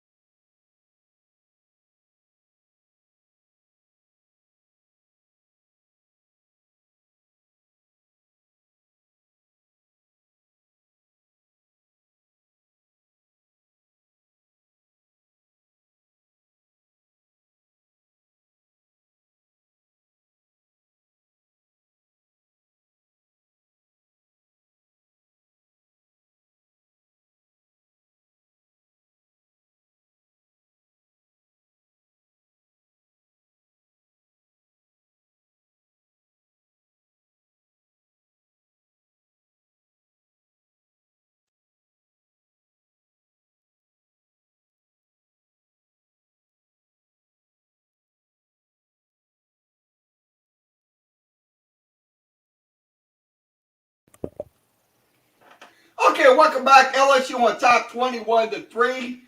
We're getting ready to begin the third quarter. Once again, here on Facebook, YouTube, and Twitter. So if you want to chat in the chat room, come on down. That's the best way you can do it.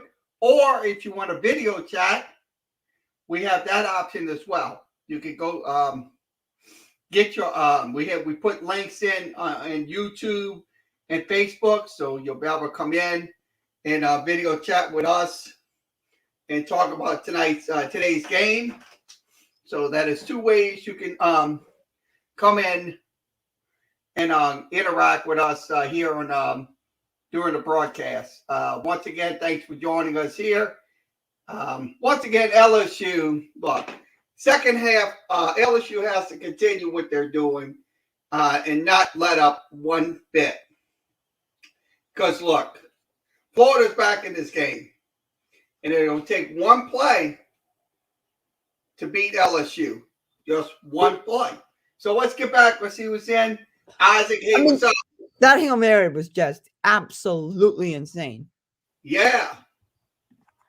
Exactly. Yeah. Let me share my screen. I have the video of you. Okay. You have the video of me? Put it in. All right. Video's in? I sent it to Sam. You want to see the video? Yeah.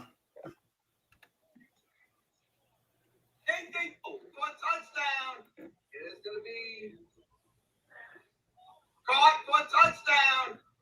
Wow. Yes. Unbelievable.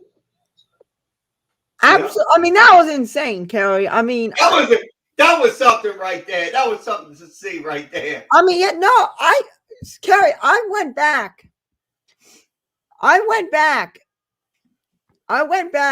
in your stream to record that because I knew you had to have some crazy reaction. That was something. What a Hail Mary. Yeah. But now, look, I mean, that could have gave Florida momentum, but they're heading into halftime. So here's the thing. LSU has played well on defense until that play, correct? Yeah. What's their plan in the second half? Because Emory Jones has sucked still. I mean, I know he threw that. LSU had some 2 interceptions against him. I mean, Emory Jones hasn't played well. Even though he threw that touchdown, I mean, yes, he sucked. Yeah. So, wow. I mean, I've never seen anything like that, though. I mean, all of my life, I never saw a pass like that. I mean, what terrible coverage by the defense. Yeah. I don't know what the plan is, but. Yeah. Second half, just do the same thing. Just keep doing what they're doing. Play good and not let up. Yeah. Okay, so I expect LSU to win this game. I mean, I know I'm a Gators fan, but look, I mean, the Gators are crap today. Yeah, they just. I mean, they're not playing. They're not playing consistent.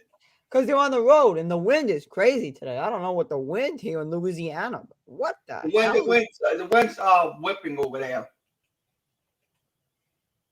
Okay, so once again, we'll give you a Cincinnati versus UCF. Cincinnati's ranked number 3 overall. So. Okay, kickoff is going to be high, and let's stop back in later. I mean, what a play! End zone touchback ball spotted 25, 1st and 10. I'll see you later, Isaac. Once again, Isaac coming in to give us his comments on the first half of the LSU Florida game. Scores 21-13. We're getting ready to begin quarter number 3.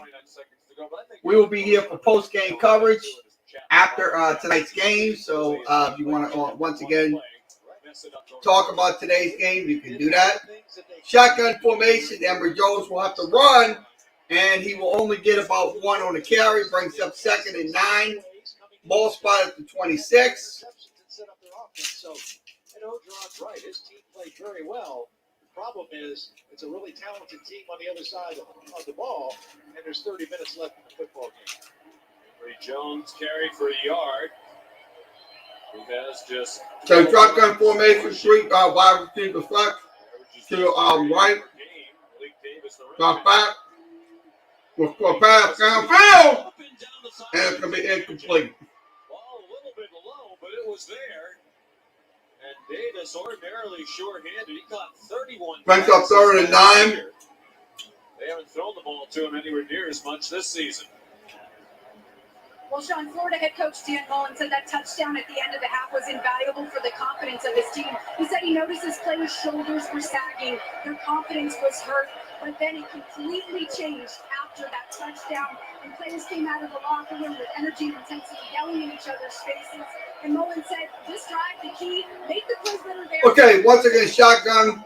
Wide receivers in motion at the right of the screen. Pass play, and it's going to be intercepted again! And the Tigers will get the ball! You're trying to get in the end zone! Touchdown! Tigers!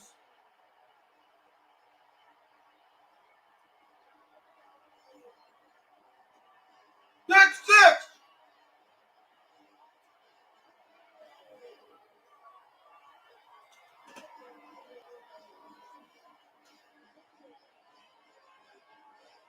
Sophomore from Houston getting the opportunity for more playing time. And that's the first interception of his season. Molly just said, Dan Mullen said, for goodness sakes, don't turn the ball over again. Not only did they 27-13, point after pending, and it is good. Makes it 28-13. LSU on top. It didn't last for very long. Watch as Emory Jones moves out of the pocket. McLaughlin is going to be right there. He's going to just step in. McLaughlin and intercepted because Emory Jones was drifted to his left. The ball was thrown a little bit late, a little bit behind his receiver. He didn't have his feet set well under him. McLaughlin's able to come right underneath it and intercept the football and then give it to the end zone. The third LSU interception, all returned for positive yardage. This one returned for a score. Yep. Kind of wipes out that Hail Mary right at the end of the half. And that was a good play. And that was a good interception. Hail Mary at the end of the first half just got wiped out in one play of the third quarter. 3 interceptions, all of them turned. 3 interceptions total now. Directly. When you minus 3 in the turnover ratio, you're not going to win the game. They have capitalized on those turnovers today. Obviously, the last one, a direct turnover to a touchdown, but that's what got Florida beat at Kentucky also. They had a blocked field goal return for a touchdown. They also had an interception in the fourth quarter thrown deep in their own territory that set Kentucky up for a short touchdown run. Kickoff once again high, deep, and that's going to be in the end zone for a touchback. Ball spotted at the 25. 1st and 10. So once again, Richardson coming in at quarterback. Here's Richardson coming back in. Richardson didn't play a lot in the first half. He carried once. Richardson back in at quarterback. Emory Jones is kind of having a bad day today. Shotgun formation. Let's get another one on Emory Jones. On Richardson will throw. It's going to be incomplete. Broken up. Trying to get it to Justin Shorter. Richardson 0 for 1 passing in the first. Breaks up 2nd and 10. So Richardson back in at quarterback. Shotgun formation. One back in the backfield. Calls for the football. You'll drop back. You'll have to throw downfield. It's going incomplete again. Darius Jones, sophomore, had the coverage. Another guy who wouldn't be playing as much. They didn't have so many injuries in the second. Yeah, Cincinnati should be in. Really dumb play by Jones at the end of the play. He's in good position for coverage, and he's going to get, I think, probably a taunting call at the end of this play. So it's going to probably be an end. After the play, unsportsmanlike conduct, defense number 29, taunting. It's first. He should have never done that. Absolutely should have never done that. That was irresponsible what he done. That was totally 100% irresponsible. Can't do that to those players. Sure, you're winning 28-13, but don't taunt them.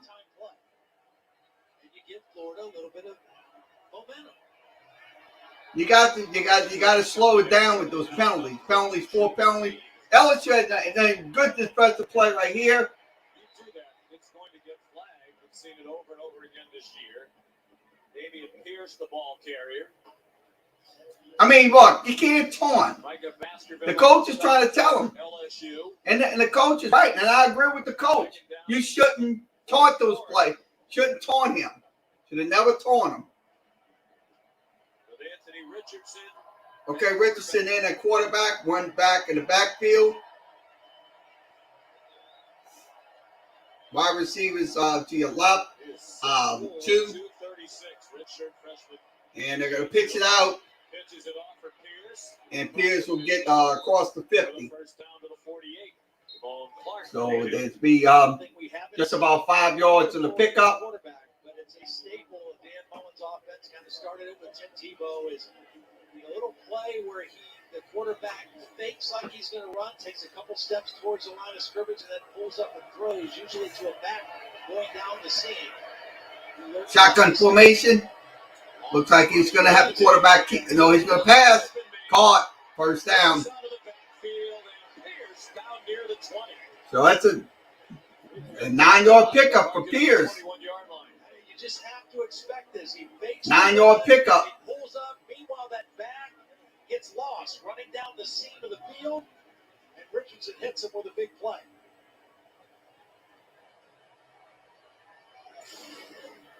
You got to put Richardson out. You got to get some pressure on Richardson. Definitely on Richardson. Shotgun formation. He'll hand the ball off up the middle, and that's going to be about just about 5. See, he's at the 16, so it's 1 yard shy of the 15. He's at the 16-yard line. So shotgun. It looks like Florida's driving here. The second possession of the third quarter, and they're on the move in the red zone. So shotgun formation. He'll call for the ball. Richardson will throw. It's caught up the middle. Strong arm that he has. He fired another one to Justin Shorter. Cordell Flott the tackle, but it's first and goal. Florida. So it's going to be first and goal at the 5. So it's about an 11-yard pickup. Flat out speed they make up for in terms of size and big targets like that in the red zone. And you're basically, it's like having a bunch of tight ends out there, big-bodied receivers that you can throw to near the goal line.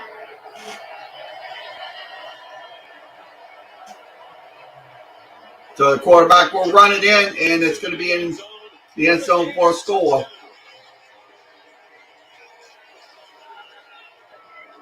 Nice double team by the 5-yard score. I'm going to tell you, look, you got to stop Richardson. He's going to run that ball. He's going to run it. He's a dual threat. I mean, look at those first couple of plays. He got to try to make a run play, but he faked it, and then he threw the ball. So it's 28-19. We'll wait for the extra point. Your scoring play drive is 8 plays, 75 yards, and the time 3:11.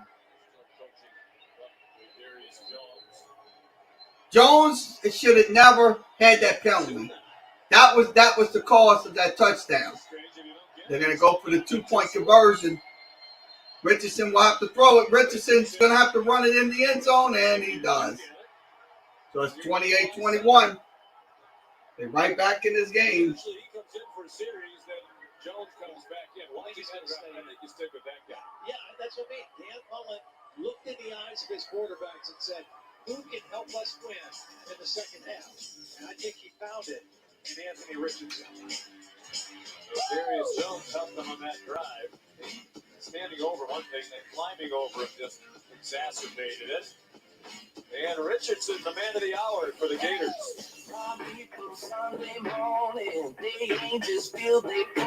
That right there was a cheap touchdown. Jones, like I said, when you do something that's stupid and get your team a 15-yard penalty, that's going to cost you in the long run. He should have known better. Jones should have absolutely known better not to stand over them, not to do taunting and all that, because that's going to give you a 15-yard penalty. So once again, you scored 28-21, LSU on top. I'm going to be honest with you. That was just, like I said, let's hope we can just put this game away, because they're coming back. Florida is definitely coming back. They're not gonna lie down just like that. So with that, we'll give you a scoreboard update. Let's give you in-game scoreboard update. Give me put my phone into the camera so you can see them. Okay, 10-9, Michigan State on top of Indiana. Cincinnati on top 35-7. And Connecticut on top 21-3, field goal by Yale. Ohio on top 26-10 on Buffalo. Buffalo has the ball at the Ohio 48-yard line. South Florida on top 24-20. South Florida has a 2nd and 9 at the at their 44. Texas A&M. Let's give you an update. Can't see the score. We'll go right there. It is 28-14. Texas A&M on top. And Minnesota on top 21-16. Nebraska has red zone opportunity. Also, Rutgers has a red zone opportunity, but down 14-7. Touchdown by Auburn. They're up 21-17. Texas on top 24-13. That game is still going on 24-13. And at halftime, it is Virginia on top 34-0. And Ball State on top 7-0. So let's give you one Southland score to report. So we'll give you one Southland score. I'm gonna hit the Southland screen. Okay, once again, Nicholls State tied up at 21. That's with 2:17 left in the third quarter. So we're back with LSU football. Score is 28-21. Well done, Todd. Kickoff's going to be high, and the kickoff's going to be in the end zone for a touchback. Foot of Jace Christmas. This is pretty easy. Save it. Dabo Sweeney. Took a minute or two to come up with the others. Matt Brown, Jimbo Fisher. Matt Brown then at Texas, Jimbo then at Florida State. Now at North Carolina, Jimbo at Texas A&M. Of course, he was hired by Scott Woodward. Now the athletic director here at LSU, his alma mater. Shotgun formation. One back in the backfield. Pass. So a nice little slant to Brian Thomas for about 11. LSU's going to go quickly to the line. There's the athletic director, who did not hire Ed Ogeron. He did hire Jimbo, and he did hire Chris Peterson, his flash hire, when he was at Washington. And the catch is made. Target, Johnson. That's going to be Neighbors on the catch. Good for about 24 yards. Without the LSU offense being on the field, Florida scored twice, and then, of course, the LSU defense scored here in this third quarter. Looking sharp in their first possession out of John's back. Nice passes by Max Johnson. John's back. 45 minutes without And a run play going downfield. He will go all the way. Touchdown, Tigers. Davis Price from 40 yards away. Like I said, I told you we can get back in this game. Just one play. That's all you have to do. One play. They pull the backside guard and tackle. The kick out, the lead through. So the score play drive, 3 plays, 75, 53 seconds off the clock. For Ty Davis Price, and again, the LSU running game in this ball game is something they have not seen all season.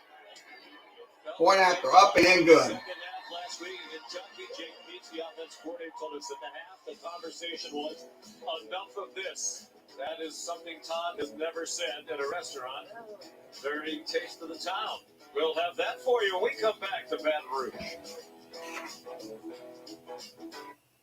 Okay, once again, the score is 35-21. I'm gonna be honest with you. Look, if you go one play, if you get them off the field on third down, you'll be all right. So 35-21 is your score here on Facebook, YouTube, and Twitter.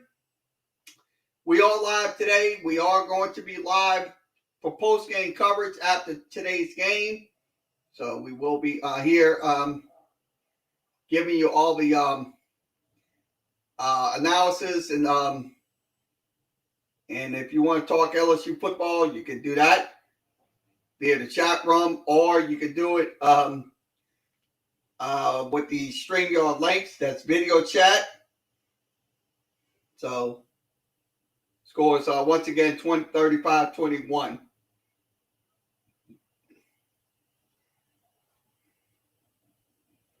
Now tomorrow we will not have Saints football because we're Saints will be off. We'll be have Saints football on Monday night. That will be next week.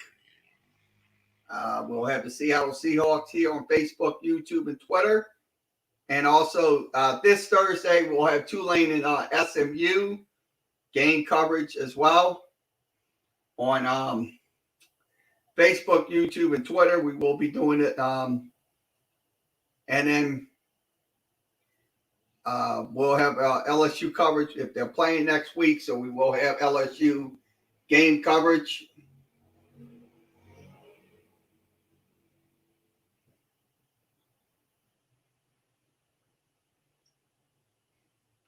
Okay, we're in your place once again. You can follow us. Let's go ahead and put those addresses up. You can follow us on Facebook. You can also follow us on Twitter. And you can also follow us on the YouTube channel. So that's the 3 networks. You can sometimes we'll do Twitch, but we won't do Twitch unless it's necessary. So we will continue doing YouTube, Facebook, and Twitter. So the score is 35-21. We're waiting on the game audio to return. It should be up in a second. 4 years ago by Paul Dupre, named the place after his grandmother, who was well known throughout the Bruce area for her amazing pies. Now I have plates and pies here. This is a Cajun crawfish queso that's served with homemade fried pork skins for dipping. As for the pies, this is a seafood hot pie with crawfish, blue crab, gulf shrimp, and a roasted red pepper cream baked in a flaky crust. For my sweet tooth, some Moore's pie and an LSU game day special, Eye of the Tiger pie. Taste of the town, welcome home.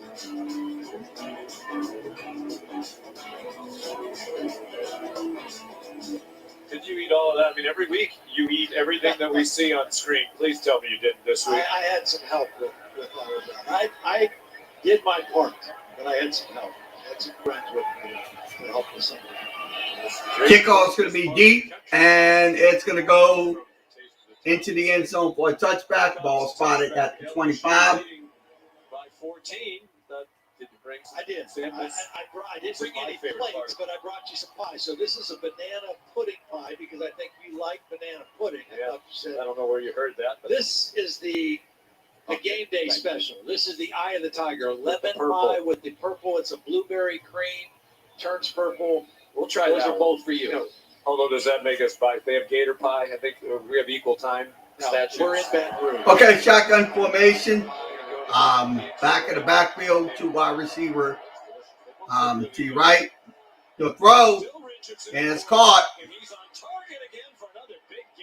So that's going to be another big gainer. That's Kamari Gamble, the So Kamari Gamble on the catch. At the 37-yard line. The little pause, the little delay by Gamble is what fooled the LSU defense. Clark makes the tackle, but not till he's well downfield. Well-designed play and beautifully executed by Anthony Richardson. Okay, 3 wide receiver sets to your right. They'll run the ball. In the straight-ahead run after the 38-yard play to Gamble, it's Naquan Wright. So Naquan White on the carry. That's going to be 4. 33-yard line, a gain of 4. So 4 at ball spot at 33. Ed Orgeron told Molly about how much he respects Dan Mullen as a play caller and adjustments he would make at halftime. Looks like a completely different offense for the Gators here in the second half. Yeah. That Emory Jones interception. So it's going to be a reversal, and they will try to go to the right, and that's going to go in. He's hard to kind of get down. When you don't tackle with wrapping your arms, it's hard to get guys to the ground. I mean, this is all that happens. It's an end around, well executed. That was an end around right there. They got to slow that end around down. They just try to knock him down by hitting him. And to Copeland's credit, he just bounces off like a pinball and keeps going forward. Good for a 19-yard gain. Richardson called for the football. Very quickly in just 3 plays. You'll drop back. You'll have to throw, and incomplete. Looks like Gamble might have a touchdown there, and Evans there for LSU. Yeah, this was just a matter of inches. I mean, Darren Evans is going to get fingers on the ball right at the end.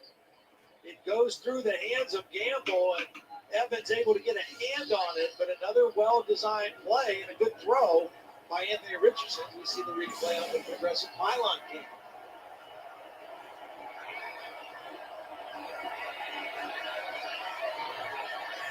Hey, shotgun formation. 2 backs in the backfield. Long count for Anthony Richardson. Richardson will drop back, throws. It's going to be caught and bumped out of bounds at the 5. With Ed Orgeron yesterday, when you were talking about with Molly, he said the play callers he thinks are particularly outstanding: Dan Mullen, Lane Kiffin, Steve Sarkisian. Yep, he coached with Lane and obviously coached against Sark. And has great respect for how they adjusted games and how Shotgun formation. 1 back in the backfield. He will throw, and it's caught. Touchdown. Justin Shorter again. You know, his little hitch. You don't normally hitch up when you're a quarterback. Okay, that was on 6 plays, 75 yards.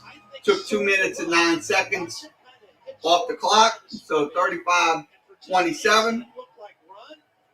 The LSU defense had their hands down, and he's able to slip that slant in to the big receiver Shorter for the touchdown. His 5th catch of the game, matching his career high. Point after coming up, and it is good. Career high, and he has 2 touchdowns. Chase Crispin, the extra point. It's a spirited rivalry, and again this year, it's a terrific game. Still a long way to go in Baton Rouge. Yep. Okay, like I said, this is a shootout game. This is not going to be a 3, 4, 5 point game. This is going to be a shootout between Florida and LSU. I mean, these 2 teams, like I said, sure, last year was no exception. This year, this year is off the charts. Scores 35-28 to score. You're on Facebook, YouTube, and Twitter. So let's give you some numbers on the quarterbacks. So let's go to the quarterback comparisons. I'm going to get those numbers up on the screen. Give me those. Okay, the progressions. Let's give you Richardson's numbers. He's 5 of 9, 1 touchdown. He has a quarterback rating of 154. So his completions were, except for the interception at the that was on 1 completion.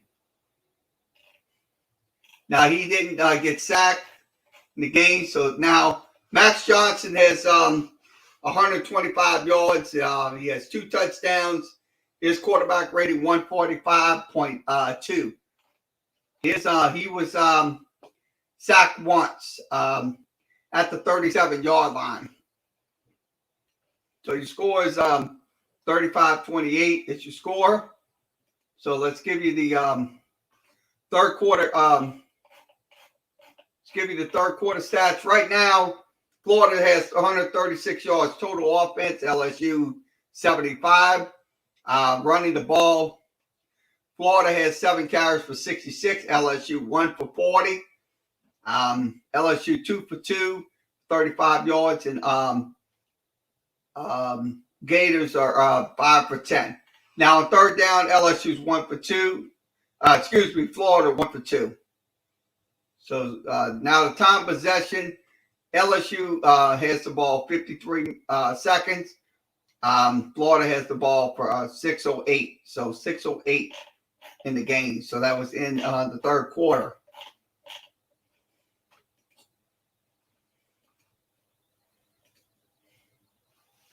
So once again, you scored 35-28 here on Facebook, YouTube, and Twitter. So we all live today.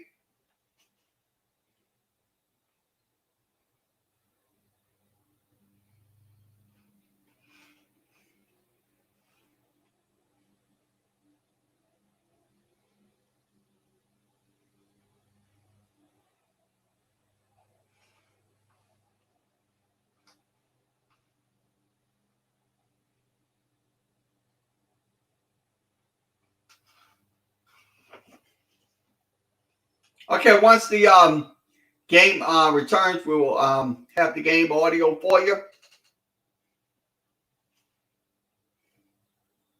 Second-ranked team in the country, the Iowa Hawkeyes at home hosting Purdue. And 7:30 tonight, fourth-ranked Oklahoma welcomes TCU. Today on ABC, a long time to go with this one, 7:59. Third quarter. Anthony Richardson's provided a spark for this Florida offense. Led them down the field 2 drives in a row. They're now matching scores. With LSU, the Tigers still lead by 7. They'll get the ball back on the Jace Christman kickoff. I thought it was interesting. Dan Mullen, we were talking to him yesterday a little bit about Ed Orgeron's situation here and the heat on him and being in the SEC and recruiting and everything. And he made the point and said, the SEC is a lot like the NFL in that there are no breather games. I mean, you look at our schedule in the SEC, there are no easy games. Kickoff's going to be deep, and that's going to be fair catch on the kickoff. And here's Matt Berry. So it's a fair catch. The SEC, Arkansas, Auburn. After Arkansas and Auburn. Grabbed the lead. KJ Jefferson sacked in his own end zone. Marcus Harris recovers it for a touchdown. Auburn regains the lead.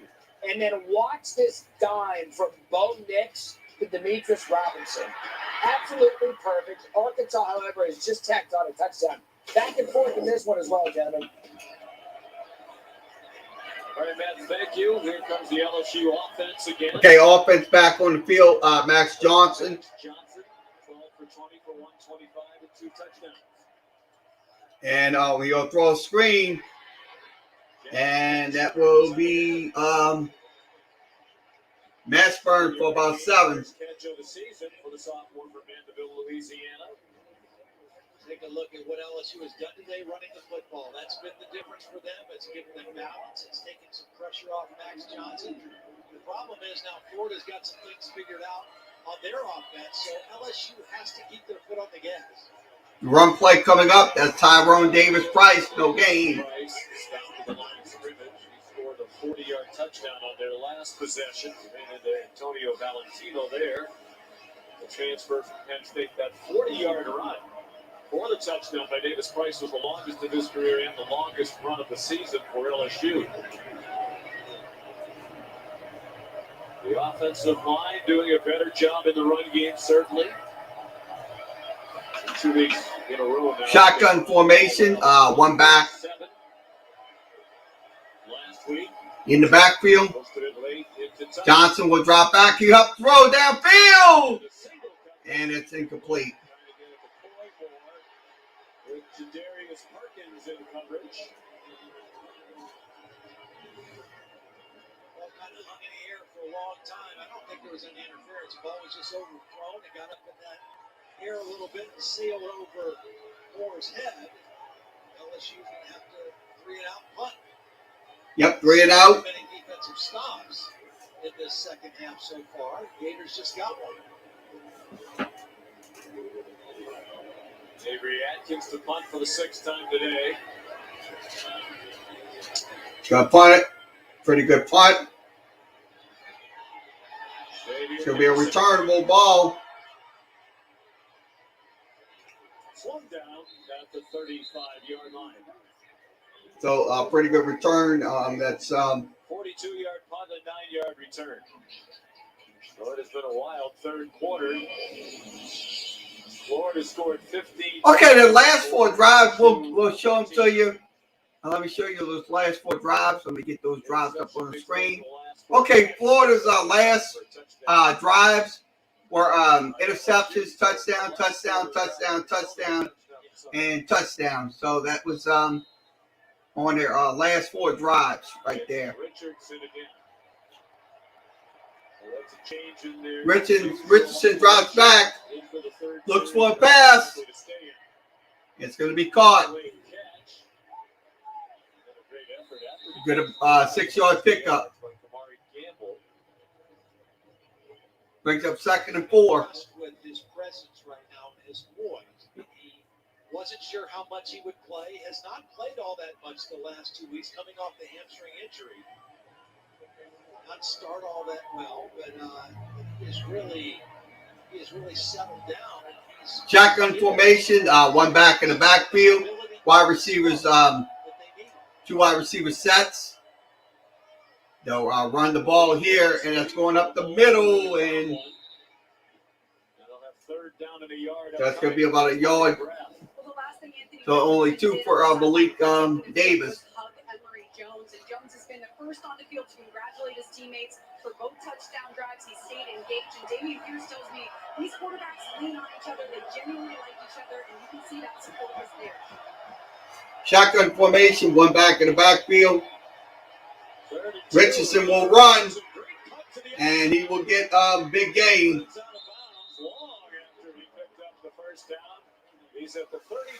25-yard pickup for Richardson. He just saw a big gap and a lack of discipline on the backside of the LSU defense, so he made that decision to cut it out the backside. That play was designed to go off left tackle. 1st and 10, ball spot at 32-yard line. He took advantage of the LSU mistake.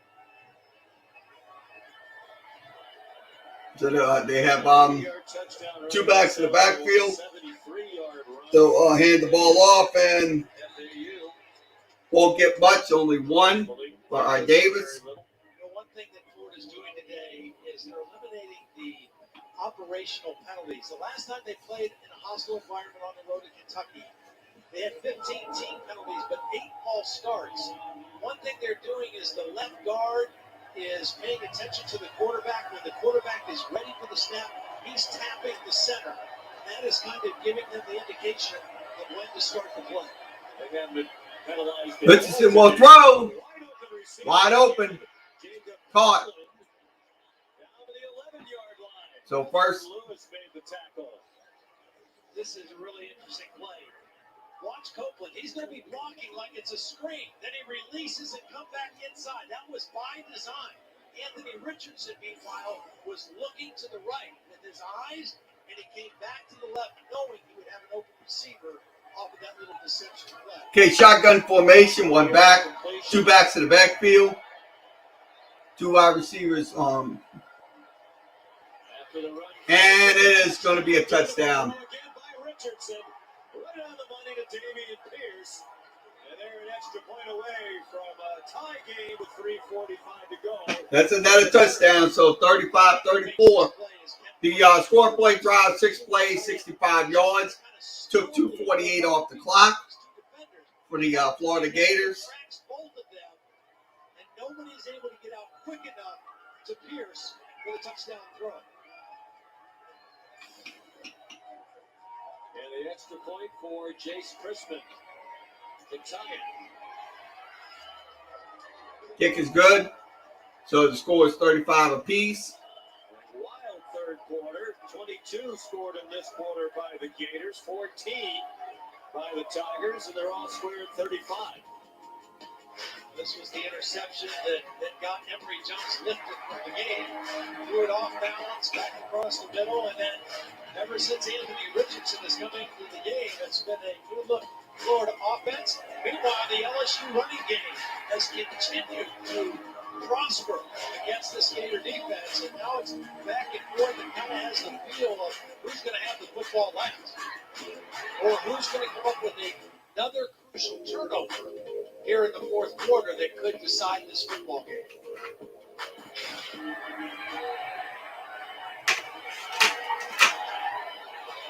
Anthony Richardson on Eastside High School right there in Gainesville has created a spark. Outstanding dual threat quarterback in high school. Kickoff deep. And that's going to go in the end zone for a touchback. Christman with a touchback.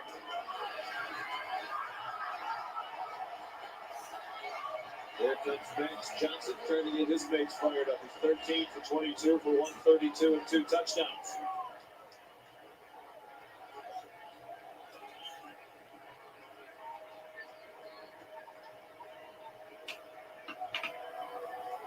Both touchdowns to Jerraine Jenkins. Okay, shotgun formation, one back in the backfield. So it's going to be no two backs. 22 passes for We'll hand off to Price. Price will get 4 on the carry. Up to the 29-yard line. Daquan Newkirk made the tackle. One of those transfers Todd Grantham talked about who really helped bolster the defensive line. He came over from Auburn.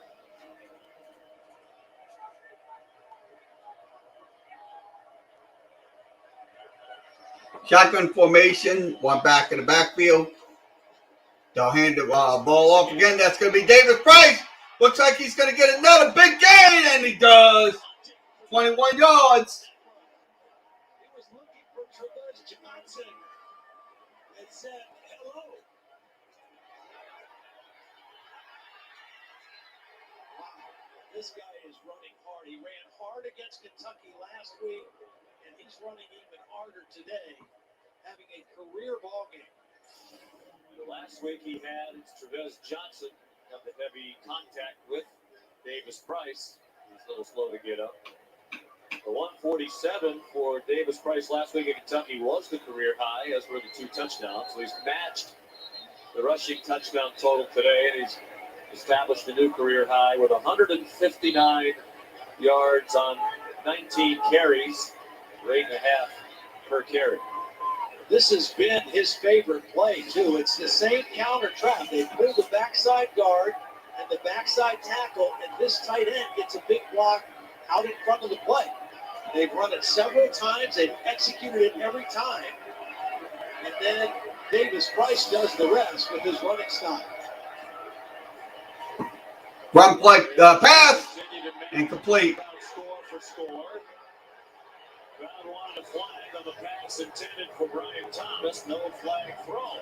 No flag because the ball was deflected. There was a corner blitz. Elam was coming off the short corner. He got a deflection. That's why there's no interference for contact with the receiver.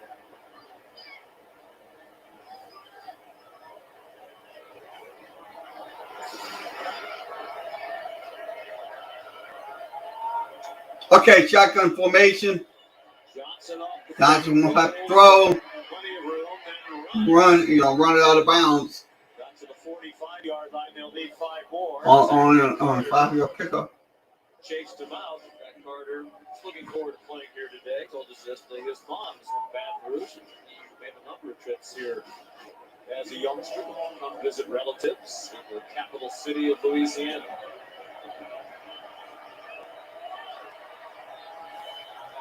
Shotgun formation, one back in the backfield. Hillsborough High school, fifth-year senior at Florida, one of the best defensive linemen in the country. Be a run play. It'll be Davis Price for about 6. 3rd and 5, they got 6. Florida's defense kind of played right into that play. The end got upfield. That allowed Austin Douglas, the right tackle, to just take him out. And the right guard, Martinez, with a nice block at the point of attack. Another first down for LSU. Under 2 minutes to go, 3rd quarter. Under 2 minutes remaining, shotgun formation. The defense held Alabama in that loss to 91 yards rushing. They have been great against the run until today. Price will hand it off 6-4. up the middle. The offensive line, which has come under some criticism here in Louisiana, a lot of credit. It's a veteran group, 114 combined career starts. Haven't played particularly well. That's changing over these last few weeks. First, the stalwart is the right tackle, Deculus. Jake Pete's coach yesterday. He's been here longer than Coach O. His 40th start, playing in his 55th career game. The right tackle, number 76.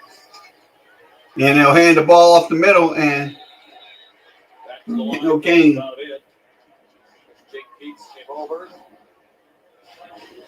from the Carolina Panthers, working for Matt Rule. Said he really wasn't interested in going back to the college game. Matt Rule encouraged him. This is the job you should take. They wanted to bring back the offense to Joe Brady. And off to the middle and push. Pete's and Brady worked closely in Carolina. Davis Price looked like he got just enough with that excellent effort to get the first down. It was interesting talking with Ed Ogeron yesterday. He said, I did bring him in here to do with Joe Brady. He said, of course, he doesn't have Joe Burrow. He said, but he also doesn't know the offense as well as Joe Brady. They're working very hard to get to that point. Well, they have. He's a very impressive guy. He is. And they also have DJ Mangus, who was a part of that 2019 LSU. Shotgun formation. But again, it was Joe Brady's offense. That's Mangus to the left. They both are familiar with this offense. And, I'll tell you what, the offense looks pretty good today.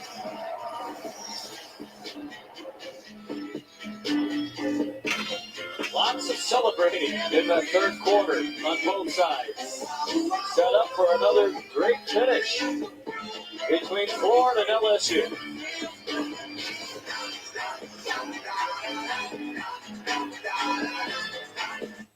Okay, once again, 35-35. Let's give you the 3rd quarter stats. Let's do that through 3 quarters.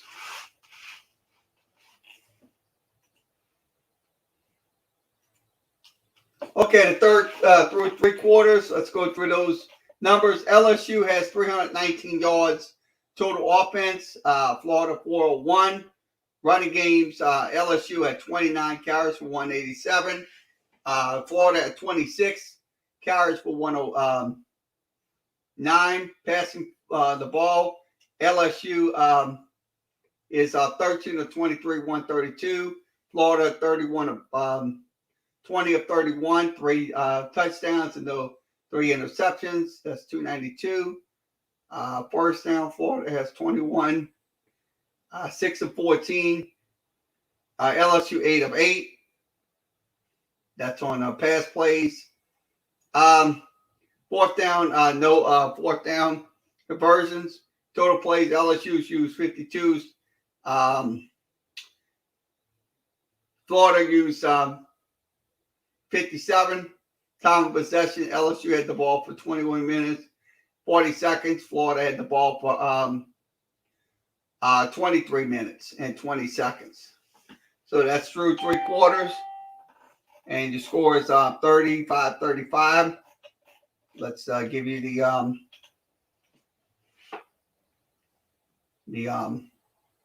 corrective stats. Let's give you those player stats. Let's see if we have them. I don't know if I have them. I don't know. We have them right here. We'll get them to you.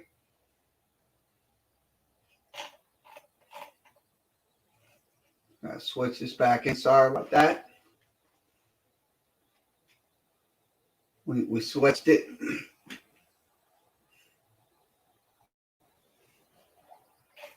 So I'm going to give you the player stats Let me go ahead and give you the player stats in a second. Okay, LSU football. Okay, Price has 23 carries for 175. His average is 7.6. Johnson, 13 of 23, 122, 2 touchdowns, and no interceptions. His quarterback rating 134.4.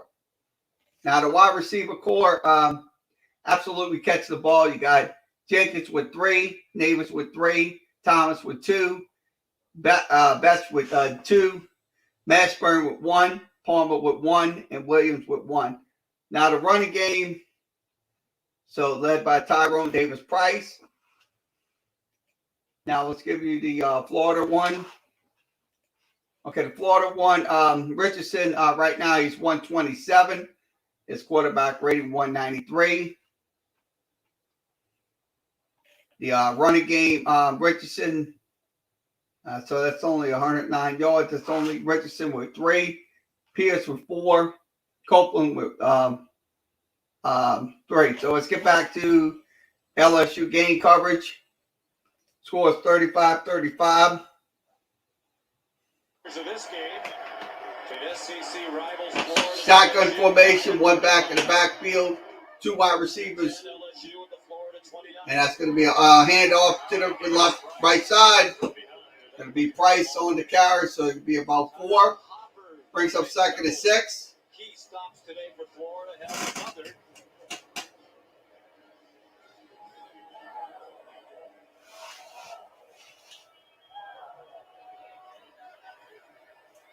Davis-Price carrying the load. Yes. Davis-Price hands the ball off. He will get it. And it's going to be a touchdown. Tigers. Tyrone Davis-Price.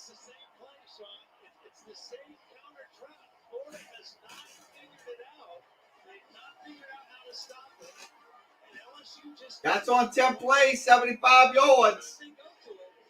Ty Davis-Price makes a big play out of it. It's good blocking on the front side and the back side. And LSU has found a weak spot in this Florida run defense, and they're exploiting. 200-yard rushing game for Ty Davis-Price. 25 carries, 204 yards, and now 3 touchdowns, giving him 5 in his last 2 games. Cade York's extra. So, yep, 25 carries, 204 yards. His average is 8.2, so it's exploding. 8.2 for Tyrone Davis-Price. So it's 42-35 Tigers on top. Florida has yet to figure out how to get enough defenders there to stop this play. And credit to Jake Beats, credit to Brad Davis, the offensive line coach. They figured out Florida has not stopped this play, so let's keep going back to the well.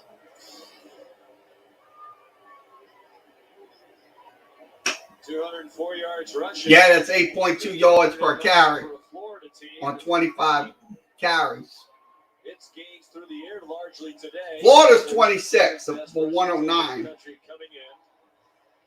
Florida averaging 274 a game on the ground. 77 combined points, the most ever in this rivalry. And I think the spread's going to be over the spread. Kickoff's going to be high, and that's going to be in the end zone for a touchback. Ball spotted 25. First and 10. There, another one we're keeping an eye on for you. Oklahoma State and Texas. All of a sudden, Pokes back in it. Spencer Sanders to Brendan Presley. 2-point conversion, no good. 2-point game. Texas, Oklahoma State. Well, that's an entertaining couple of weeks of Texas against teams from Oklahoma. So we just mentioned the 77 combined points in this game. That's something between the two teams.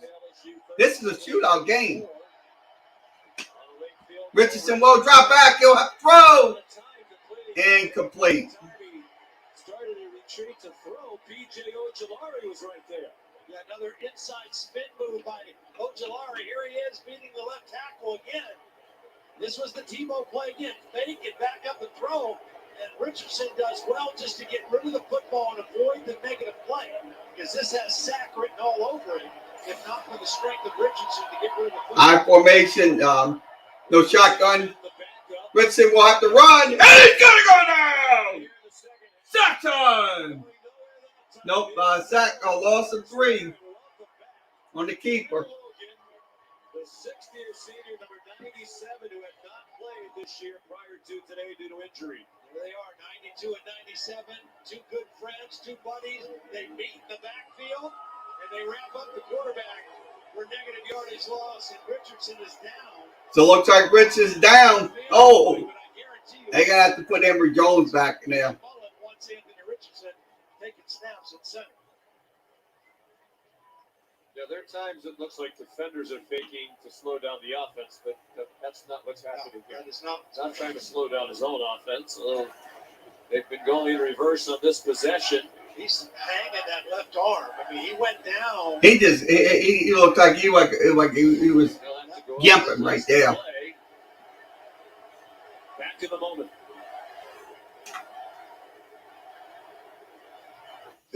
Okay, once again, 42-35. I'll be honest with you.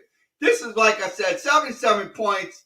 It's hard to come by for LSU in the last couple of weeks. But right now, they're absolutely just doing that, putting up those combined points between the two teams. So, scores 42-35. I'm going to tell you, look, Richardson is out. They're going to have to put in Jones again. And you know what Jones did in the game? He had some interceptions. So we don't know who they're going to put in. If it's going to be Jones, it's most likely going to have to be for the rest of the way if he's injured.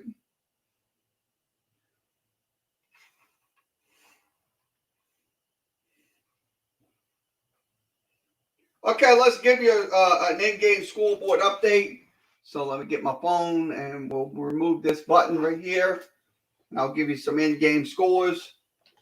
Okay, Michigan State on top 17-15. Cincinnati on top 42-14. UConn on top 21-9. Ohio on top 26-24. South Florida on top 31-26. Texas A&M on top 35-14. Minnesota on top 23-16 in that game. Northwestern on top 21-7. Arkansas on top down 30 on top 31-23. Auburn. And let's see. Texas, Oklahoma State 22-24. Texas on top. Duke is down 34-0 to Virginia. Ball State on top 14-7. And Akron on top 7-0. So 7-0 Akron on top. So let's give you the Southland score. Nicholls State is playing local team. Nicholls down 31-21 in the fourth quarter, 5:45 remaining. Southeastern will play Houston Baptist, and Northwestern will play McNeese State. So your score once again 42-35. It's your score. We'll see who comes in for Florida at quarterback. It looks like he really was injured. He looked like he was in discomfort. His left hand was jammed a little bit and was bleeding, but they taped it up and he said, I'm good to go. At least for this play, you can see bleeding from his left knee. Damn. So Emory Jones back in. So Emory Jones back in at quarterback. He's 11 for 17 passing, but has thrown 2 interceptions to go along with a touchdown. Shotgun formation, 2 backs, wide receivers sets, and the throw is going to be caught. Out across the 40-yard line to Justin Shorter.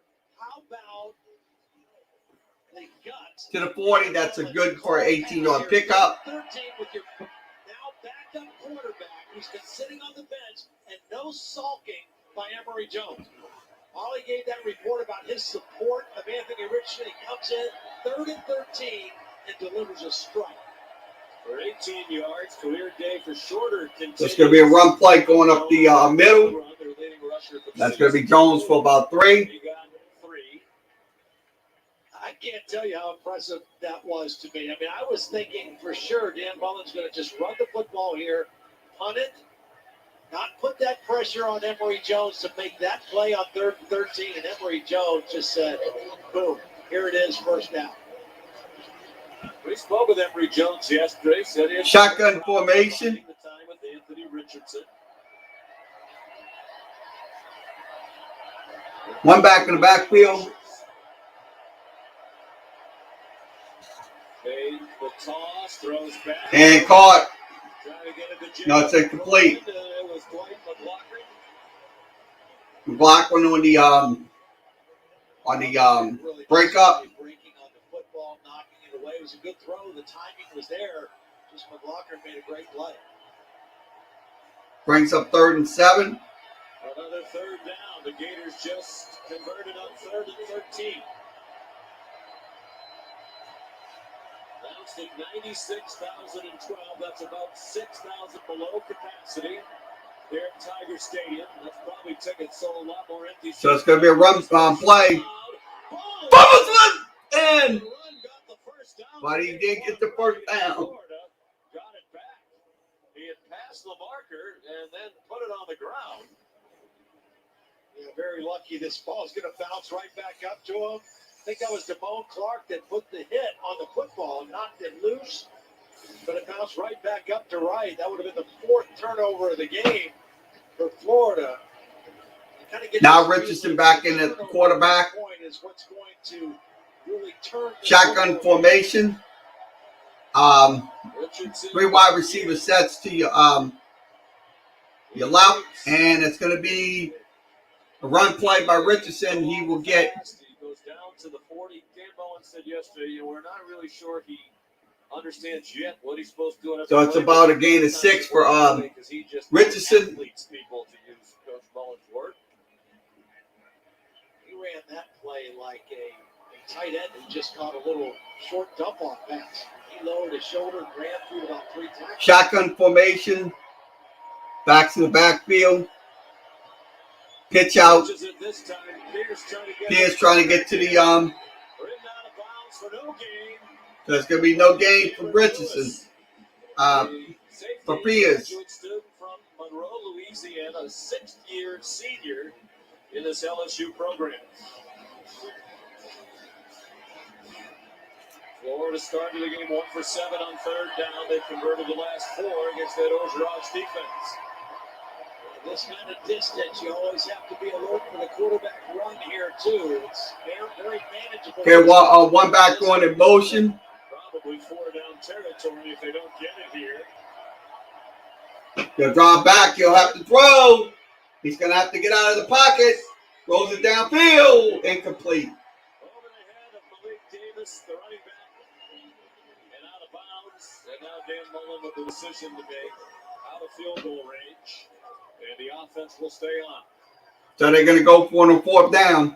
One of the biggest play calls of Dan Mullen's season today. You got those big body receivers. I think some kind of a slant, something quick out of the hands of Richardson towards the middle of the field here. Shotgun, Richardson will drop back throws, and they will get the first down. Gamble on the catch. Good for about The outside receiver, 7. Number 4 is running the slant. He got in the way of the defender covering Gamble on the out. It's a very common combination between a wide receiver and a tight end. And Richardson picks the right guy and gets the ball to Gamble for the first down. 7 yards on 4th and 4. 7-point lead for LSU, a 12.5-point home underdog today. Looks like Richardson will have to throw downfield. And it's going to be incomplete. Nice little breakup. coverage again. Well, you probably would think that this McLaughlin, if he didn't play in the same team with Stingley and Ricks, would be maybe a full-time starter, all-conference type player somewhere else, because he's played well in good coverage. That's a long throw that Richardson tried to make from the right hash back to the left sideline. But McLaughlin in man coverage did a beautiful job. Under 10 minutes to go now in regulation time. Okay, shotgun formation, back on in motion. He'll have to run, and he ain't going to get much there. He's only going to get about no gain. For Richardson.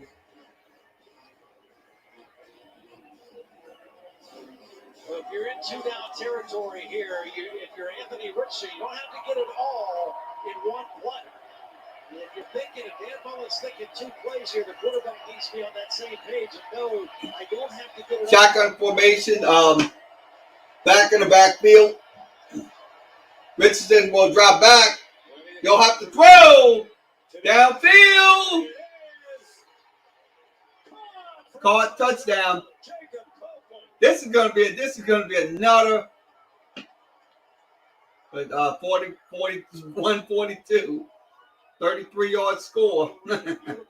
It was a little stop and go. Watch this stop, freeze, McLaughlin, and then he's beat. And now McLaughlin, he's so busy trying to catch up. Touchdown. He has no idea where the football is. He's trying to read the eyes of Copeland. And this is a beautiful throw. As you see the replay of the progressive pylon cam, beautiful throw by Anthony Richardson when he knew his man had a step on the defender.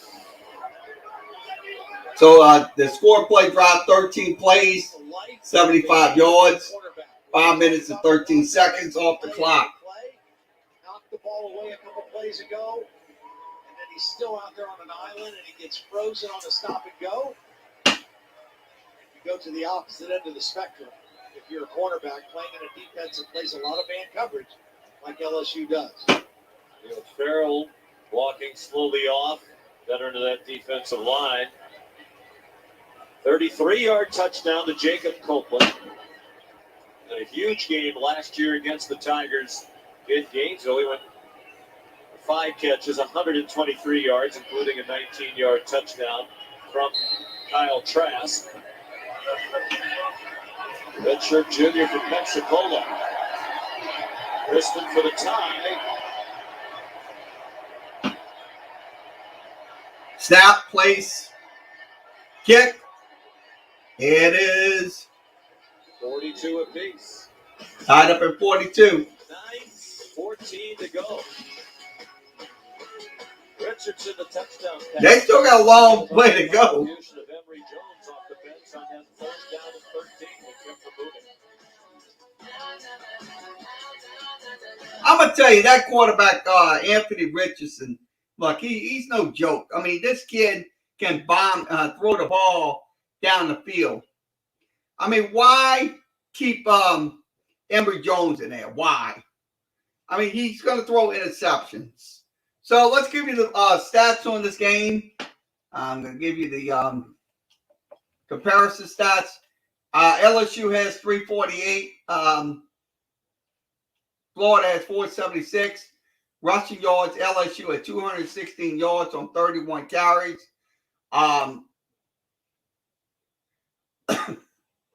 Kentucky at 32 carries, 126. Passing yards today, Florida at 350. That's 23 of 38. That's 61%. LSU 132, 13 of 23 passing today. So that's in today's game. Now, first downs, LSU had 17 first downs. Florida had 25. So they have LSU had 9 runs and 8 passes on first downs, and Florida 7 runs, 17 passes. Now the time of possession. Let's give you that time of possession. LSU had the ball for 28 minutes. Florida had the ball for 28 minutes, and LSU 22 minutes in the football game. Now the red zone opportunities, both teams. doing consistently well for Florida and 2 of 2 for LSU.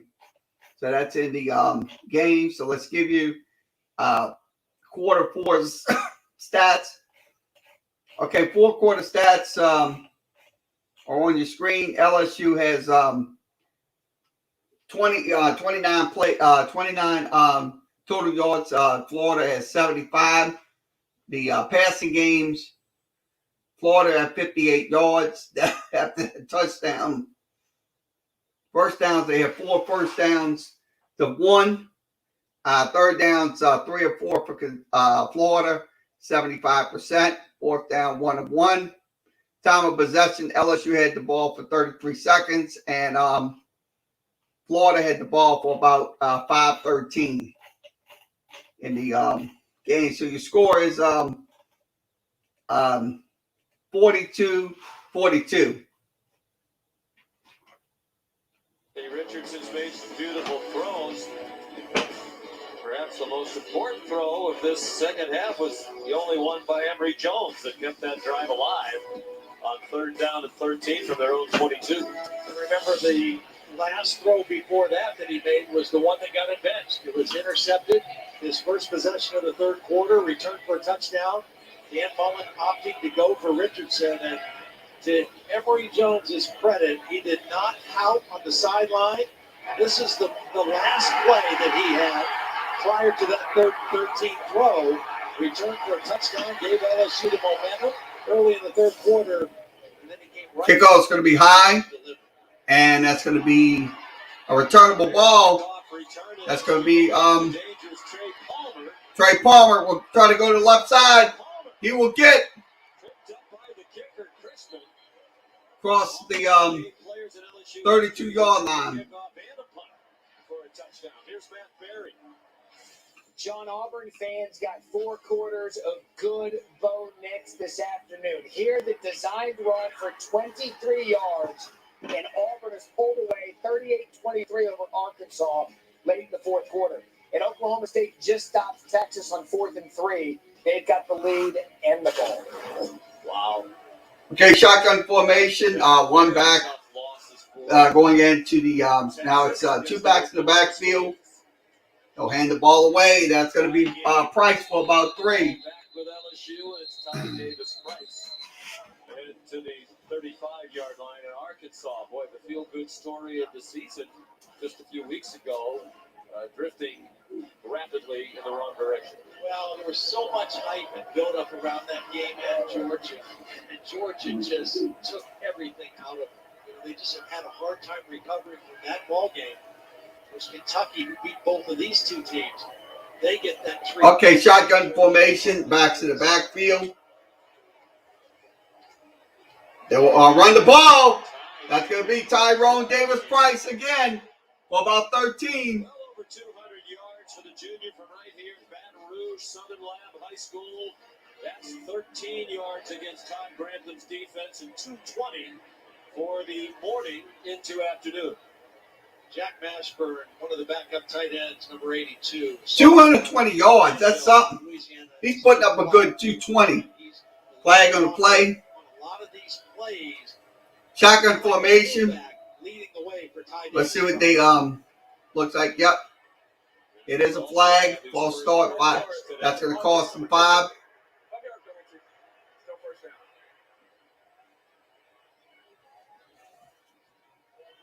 So he's carried 27 times and Still hungry. send him down that Tiger Pie.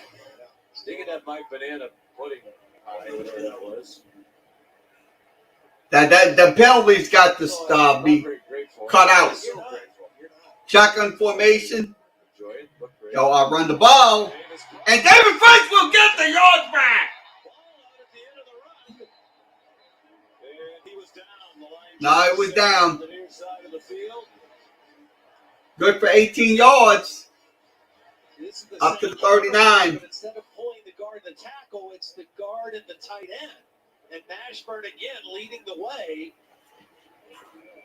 Ty Davis Price knows where his bread is buttered, I guess is how you say that. Your butter could be Me. breaded, I suppose. Yep.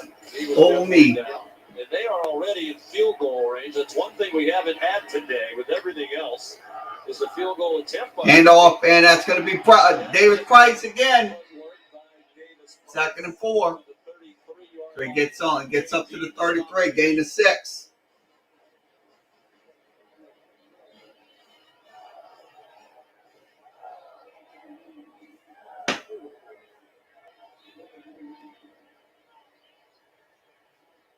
He had 94 yards in the first half. Now he has 150 in the second. That's over 200 yards.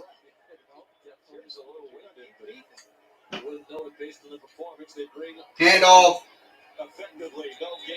So it's going to be nothing for Davis Price. Under 6.5 minutes to go. Florida and LSU tied at 42. Richardson awaits his return to the field. They have not been able to stop Anthony Richardson in the Gator offense. These LSU Tigers on defense in this half. Florida scored 20. 2 backs in the backfield, 1 blocking back. They'll hand the ball off to Tyra. To Williams, and he will get the first down. At the 9-yard line. Davis Price out, this has got to be a pass. It's the same counter. It's guard and tight end, but we're doing it with Josh Williams on 3rd and 4. They executed again, and LSU with a big-time conversion on 3rd down with a backup running back. Just the second carry by a running back other than Davis Price today for LSU. Mahmoud Diabate, the injured player. To live is to ask the big question. I'm going to tell you right now, look, Davis Price, he had 150 yards here in the second half. He had 94 in the first half. That's amazing right there. That is absolutely amazing. I mean, look, and then you got Williams getting the first down on the counter play. That's why I say keep running that counter play over and over. Because that will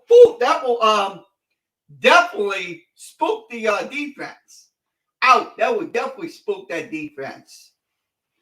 So 42-42 is your score here on Facebook, YouTube, and Twitter. We are live. Road Dogs came in. Looks like he did. How you doing, Road Dog? Good afternoon. LSU tied up at 42. And then X-Force came in. Chime into our broadcast. We appreciate X-Force from out in Gainesville, Florida. We appreciate him. So once again, please follow us on Twitter or on YouTube. If you're on YouTube, follow us there. If you're on Facebook, give us a friend request. We will appreciate your friend request. I will be able to accept it. So scores on 42-42. I want to see more progression out of the LSU run game. I mean, that's been absolutely so far been doing spectacular today. So I'm glad to see that happening with this run game to keep Max Johnson take the strain off of Max Johnson. So scores 42-42. We'll wait once the game audio returns. We'll be back on the air.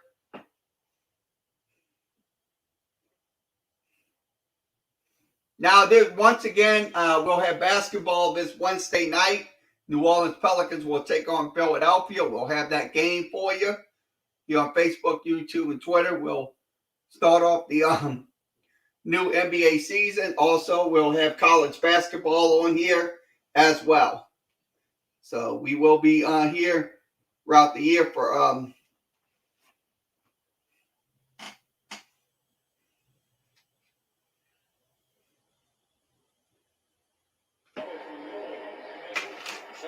Todd Blackledge, Molly McGrath, back in Baton Rouge. Ty Davis Price had 280. Okay, the first 6 games, he had 287, today, 244. So that was out of the blue. So 67 carries. In these last 2 weeks. So let's see. Shotgun formation, one back in the backfield. Johnson calls for the ball. He'll run the ball. Still driving. Trusting his way. And that's Davis Price for about 6. Second and goal. So it brings up second and goal. Ball spotted at the 3. We love to track explosive plays, runs of 10 yards or more, passes of 20 yards or more. Coming in to today. I mean, the yards are racking up, 476 to 418. 10 yards or more. Both teams having over 400 yards. It's just been a complete turnaround since the second half of that Kentucky game, and then way beyond that today against this Florida defense. Okay, shotgun formation, one back in the backfield. They'll hand the ball off, and Davis Price will get only 1. Ty Davis Price, who's rushed for 250. The single game rushing record for LSU is 284 by Leonard Fournette, 2016 against Ole Miss. Hopper with another nice play at the goal line there. Newkirk ate up a double team, and that freed up the linebacker Hopper to come in there and finish it off and bring up a 3rd down and goal.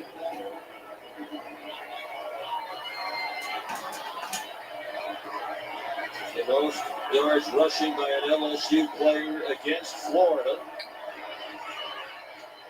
They'll hand the ball off. They'll try to push it. And looks like he's going to push it on. It's going to be short. Saying progress had been stopped. And now a big decision for Ed Ogeron. Do you break the tie and take the lead with a field goal? Doesn't look like it. You can hear the whistles there. That looked like it was going to be a big push. They shouldn't have been. But that's history now. Max Johnson's going to go under center. On 4th and goal. Play fake. Being wide open. In the end zone, touchdown! Tigers!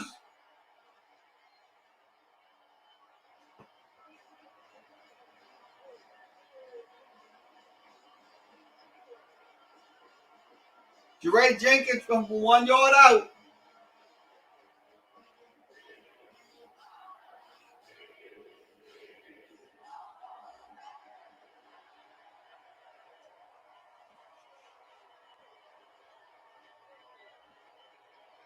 This coaching staff under pressure. They have their team playing very hard and a very well-coached offense today. What a call by Jake Peets for the touchdown, with everybody expecting a run.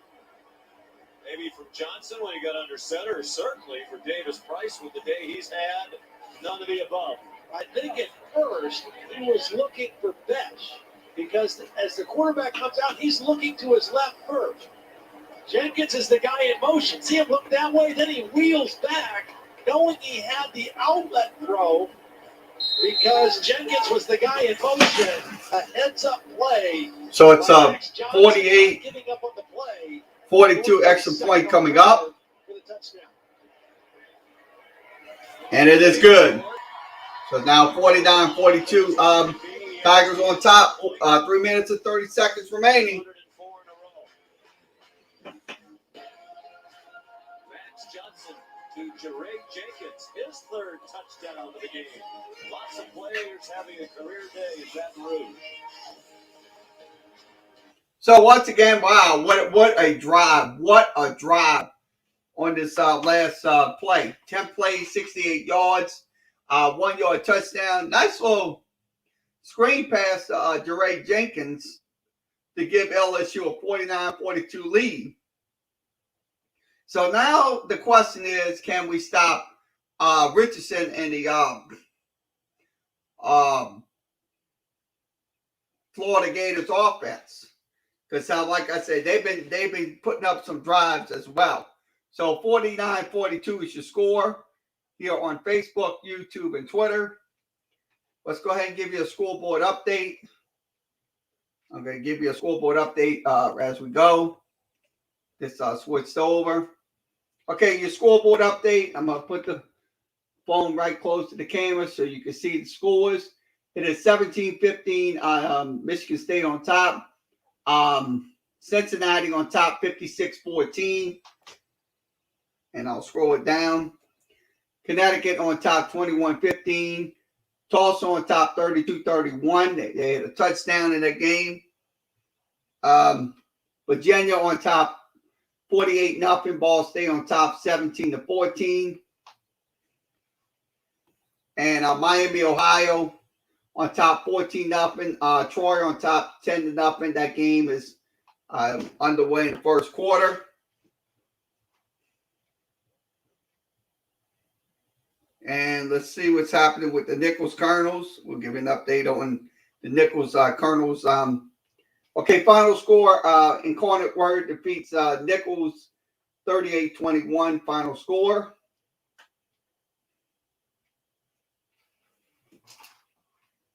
So once again, when the the game returns, we'll have the game audio back on. 49-42 LSU on top. We will be here for post-game coverage. I will give you the stats and give you let you have your say in today's game and stuff like that.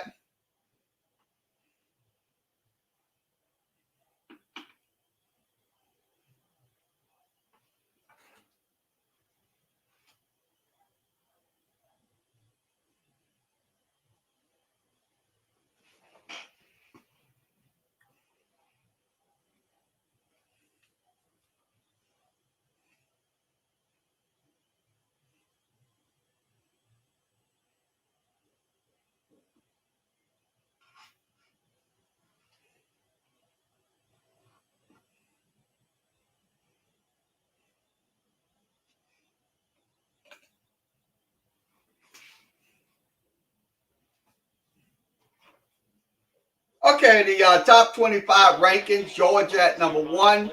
Iowa at number 2. Cincinnati at number 3. Oklahoma at 4. Alabama at number 5 after that loss to Texas A&M last week. Ohio State it comes in at 6. Penn State at 7. Michigan at 8. Oregon at 9. And Michigan State at 10.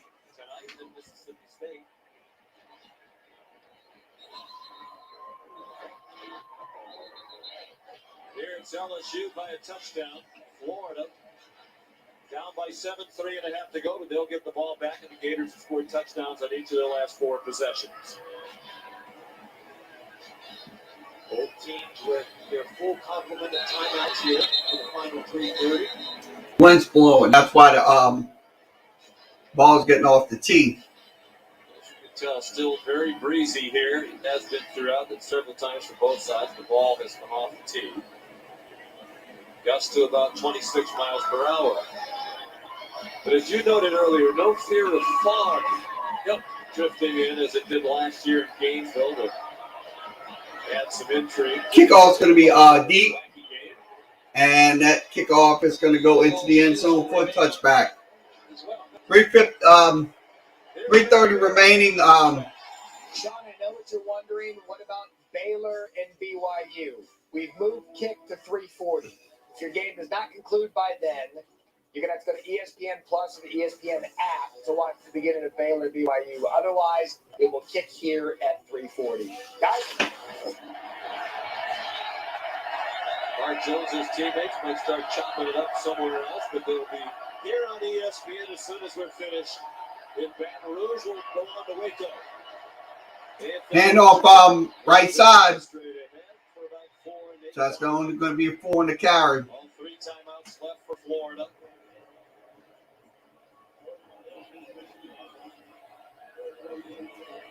Brings up 2nd and 6. Ball spot at 29.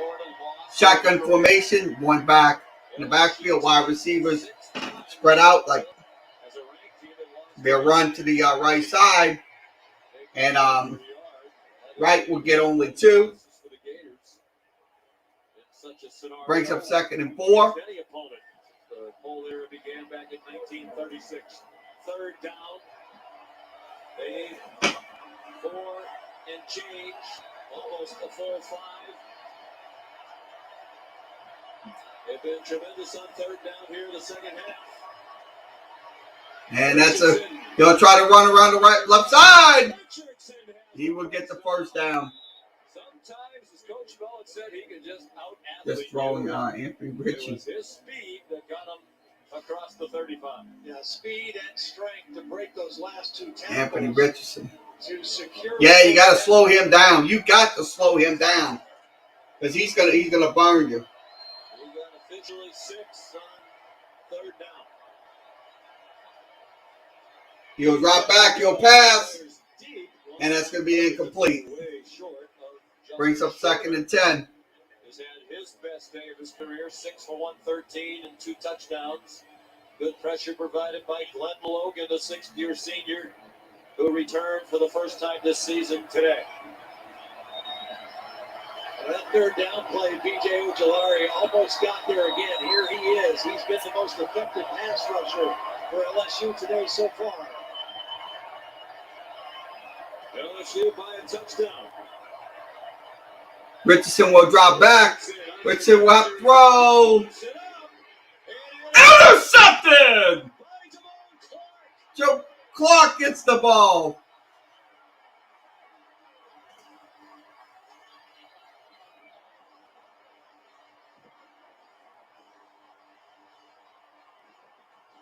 Fourth interception of the day for the LSU defense. They had 3 all year coming into this contest.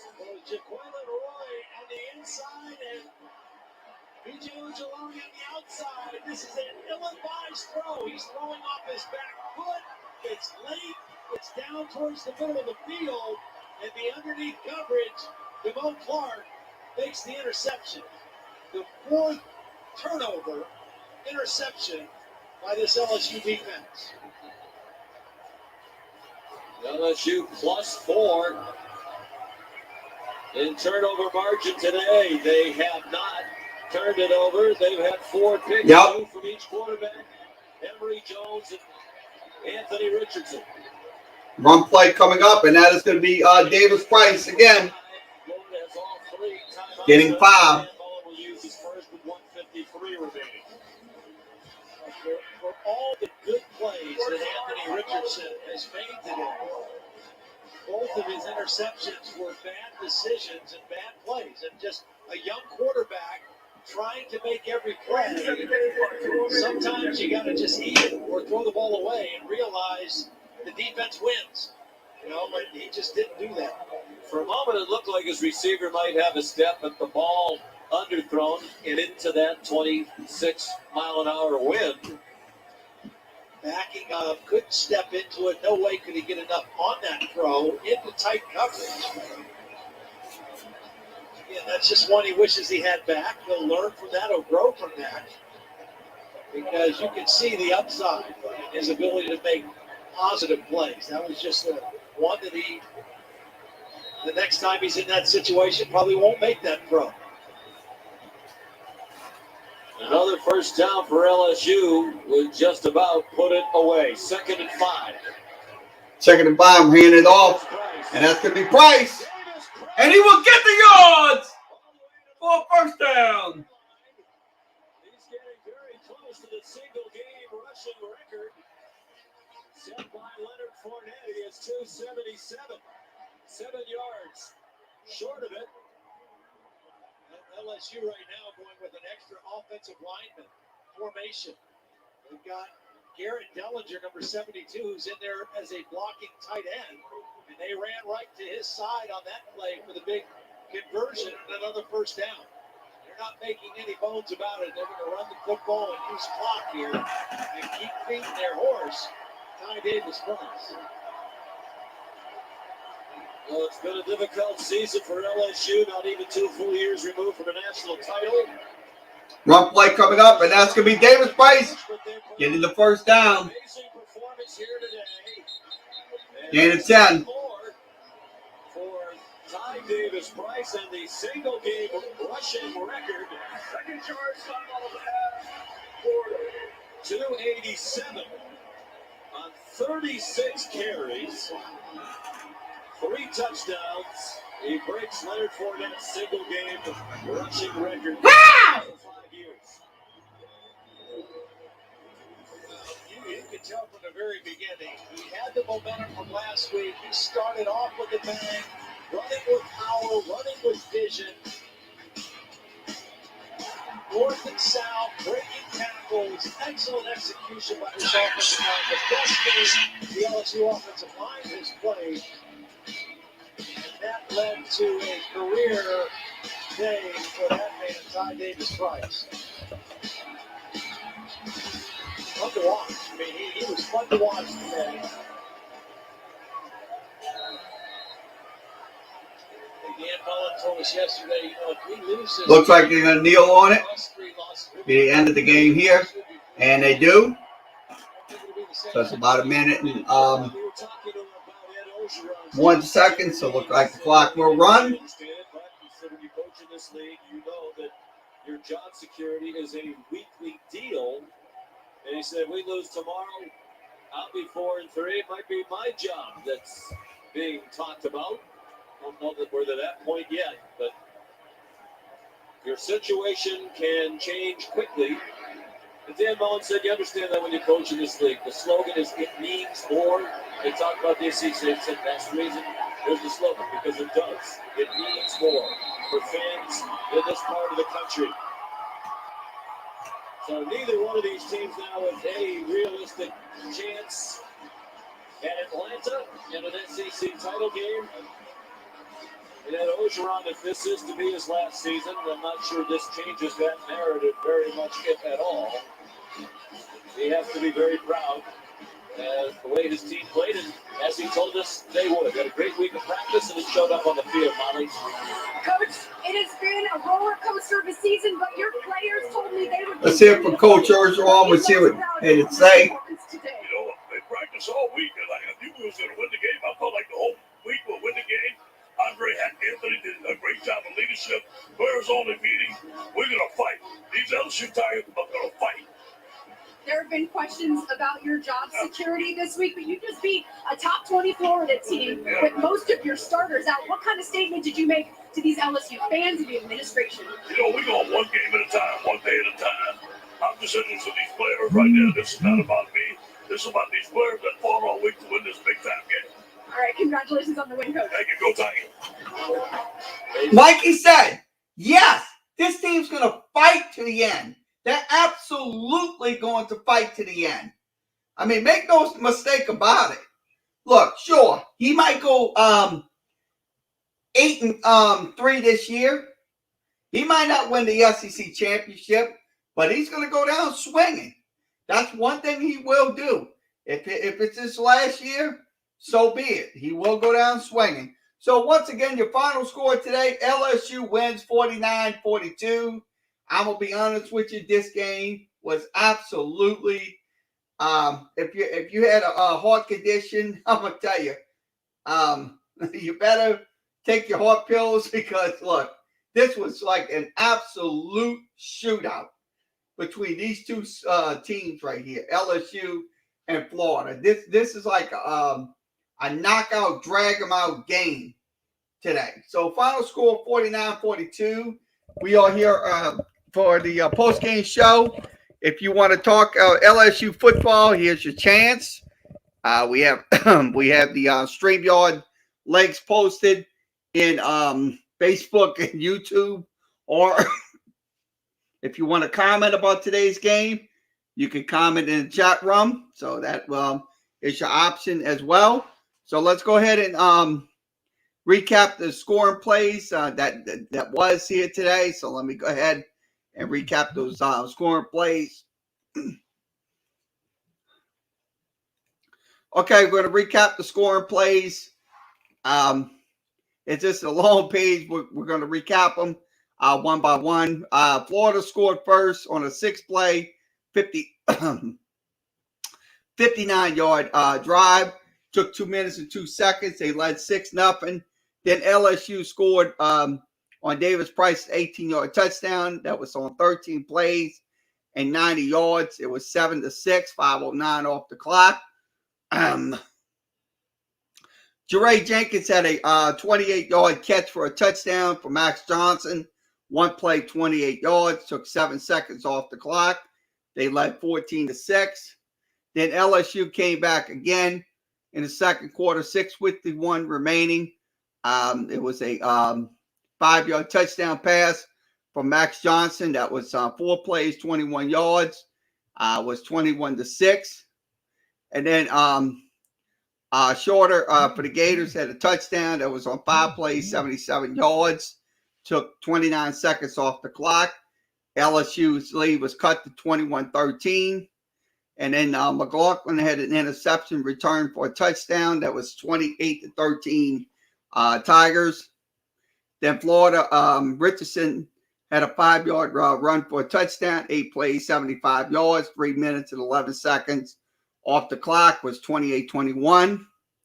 Then Tyrone Davis-Price had a 40-yard run for a touchdown. Absolutely had an excellent day, 287 yards on 36 carries. So he broke the single season record held by, I think it was one of the LSU players that had 284. So it was at 287. So he had 287 yards on 36 carries. It took 3 plays, 75 yards, 53 seconds. It was 35-21. Then Shorter had a touchdown. Once again, that was on 6 plays, 75 yards. It was 35-28. Then Pierce had a touchdown from 11 yards out, tied the game at 35. Also, Davis-Price had a 25-yard run for a touchdown. Took 10 plays, 75 yards, 4 minutes and 18 seconds. Off the clock was 42-35. Then Copeland had a 33-yard touchdown pass from Richardson. 13 plays, 75 yards, and 5:13 off the clock.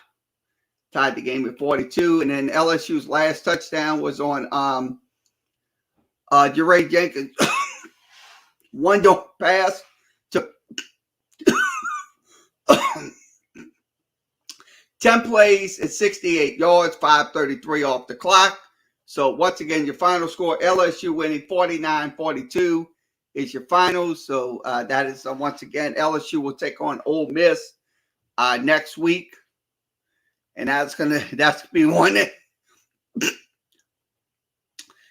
one hell of a game between LSU and Ole Miss next week. So that is your scoring summer. We'll give you their progressions. Let's give you the stats, final stats in the game. LSU had 454 yards. Florida had 488 running the ball. LSU ran the ball for 321. That was that wasn't a fake. That wasn't. So that was good. I'm glad to see the running game coming back to his old self. 45 carries, over 7.1 yards a pop. Excuse me. 3 touchdowns. So that was something. Now, Florida only had 35 carries for 138. Passing game, Florida had 350. LSU had 133. LSU went 14 of 24. Florida went 23 of 40 in the game. Now, passing touchdowns, LSU had 3. Florida had 4. Drops, LSU had 42%. That was 10, and then 16 for Florida. Now, first downs, LSU had 22 first downs, 14 runs, 8 passes. Florida had 8 runs and 17 passes. Total plays, LSU had 69 plays. Florida had 75. Now, the offensive efficiency comparisons, LSU went 3 for 3. Florida went 4 for 4. Red zone points, LSU had 21. Florida had 28. On third downs, LSU went 6 for 12. Florida went 7 for 14. Now, the time of possession, LSU had the ball for 29 minutes, 56 seconds. Florida had the ball for 30 minutes and 4 seconds in the game today. So the final score today, LSU wins 49-42. They go to 4-3. They will take on Ole Miss next week. So let's go over the quarterback progressions. Okay, Emory Jones finishes with 161 yards, 2 interceptions, 12 of 19. So he finished. Now, Anthony Richardson finished with 10 of 19, 53 yards, 3 scores. He had a quarterback rating of 157.5. He also had 2 interceptions, and he was sacked no times. Now, Max Johnson today finished with 14 of 24. He had 3 touchdowns. His quarterback rating was 146.1. Nice quarterback rating for Max Johnson. He was sacked 1 time today in the game. So once again, your final score 49-42. Let's see if we can look at the big plays. Okay, big plays. Florida had 8 big plays for 224 on the passes. So that was 8 plays on passes and 224 gained. Now the running plays, three big explosive plays for 55 yards. Now for LSU, 3 explosive on pass plays, 68 yards. LSU had 12 on runs for 221, so pretty good progression when it comes to the running game and the passing game today.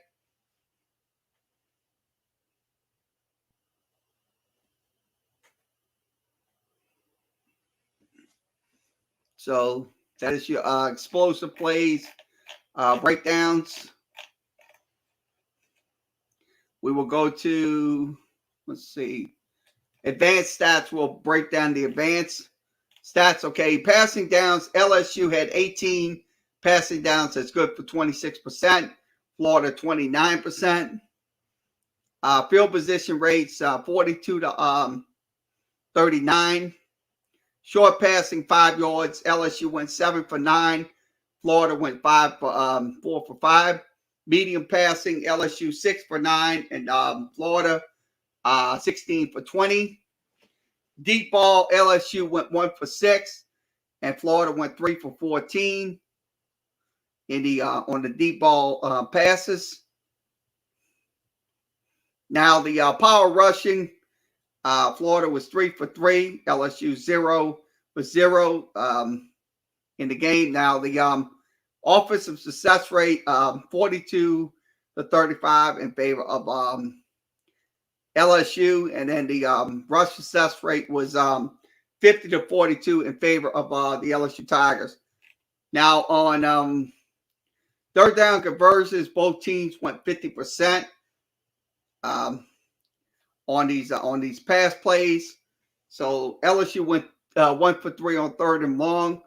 Florida 2 for 4. 3rd and short, LSU went 1 for 5 and 4 for 5 for Florida. 3rd and goal, none to report about. LSU went 1 for 7 on those 3rd down completions. Now on 1st down rates, LSU had 203 total yards. That's on 31 plays on the 1st down efficiency. The average was 6.5. Florida was at 251, 7.2 yards for a pop in their game.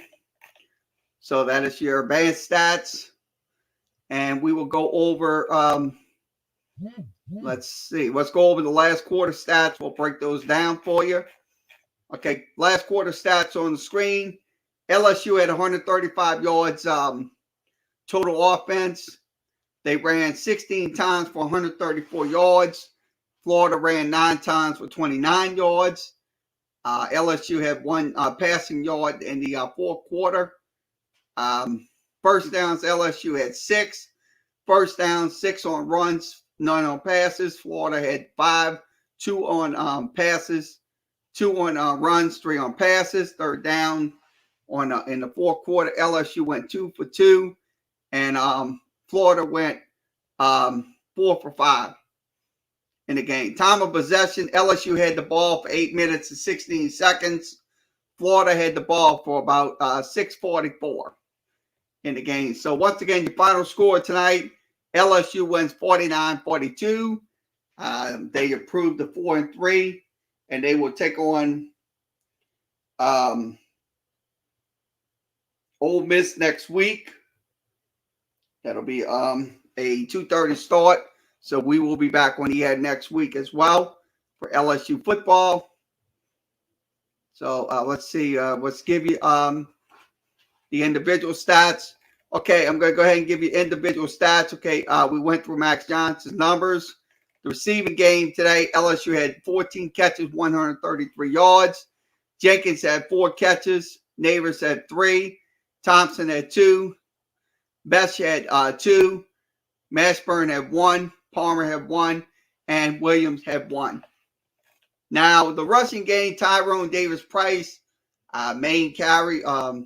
He had 36 carries, 287, 3 scores. His average was 8. So his average yards per carry was 8 in the game. Now, the all-purpose yards goes to Tyrone Davis-Price. He had 287 all-purpose yards today. That's the only ones. Mixed Baskerville, 54 on the interceptions. And Jenkins had 50 in the game. Now for Florida, let's go ahead and give you Florida's numbers. I'm going to give you Florida's numbers and we'll. Okay, Richardson finishes up with 167, 3 scores, quarterback rating. And we'll go over the wide receivers. Okay, Shorter had 6 catches. Gamble had 4. Wells had 4. Copeland had 3. 2. Davis had 2. Jones had 1. And Frazier had 1. Now, the running game, Richardson had 7 carries for 37 yards. That was also Wright had 8 carries for 34. Pierce had 5 carries for 24. Jones had 10 carries for 16. So that it was your leading rushers right there for Florida. So once again, your final score, LSU wins 49-42 is your final score today. Once again, we will have post-game coverage here. If you want to come in and talk about LSU football, here's your opportunity to do so. We are live. So if you have a comment about LSU and Florida, you can post your comments in the chat room, or if you want to come online, do a video chat, you can do that as well. So let's once again, looks like once again we'll wrap it up. Okay, once again, thanks for joining us today for LSU and Florida live play-by-play commentary here on Facebook, YouTube, and Twitter. We'll have a game next week that will take on the Ole Miss Rebels. No Saints game tomorrow because they're off, so we will not have Saints football here on the air. So once again, everybody have a good rest of your Saturday afternoon, and we'll see you tomorrow for Sports Talk.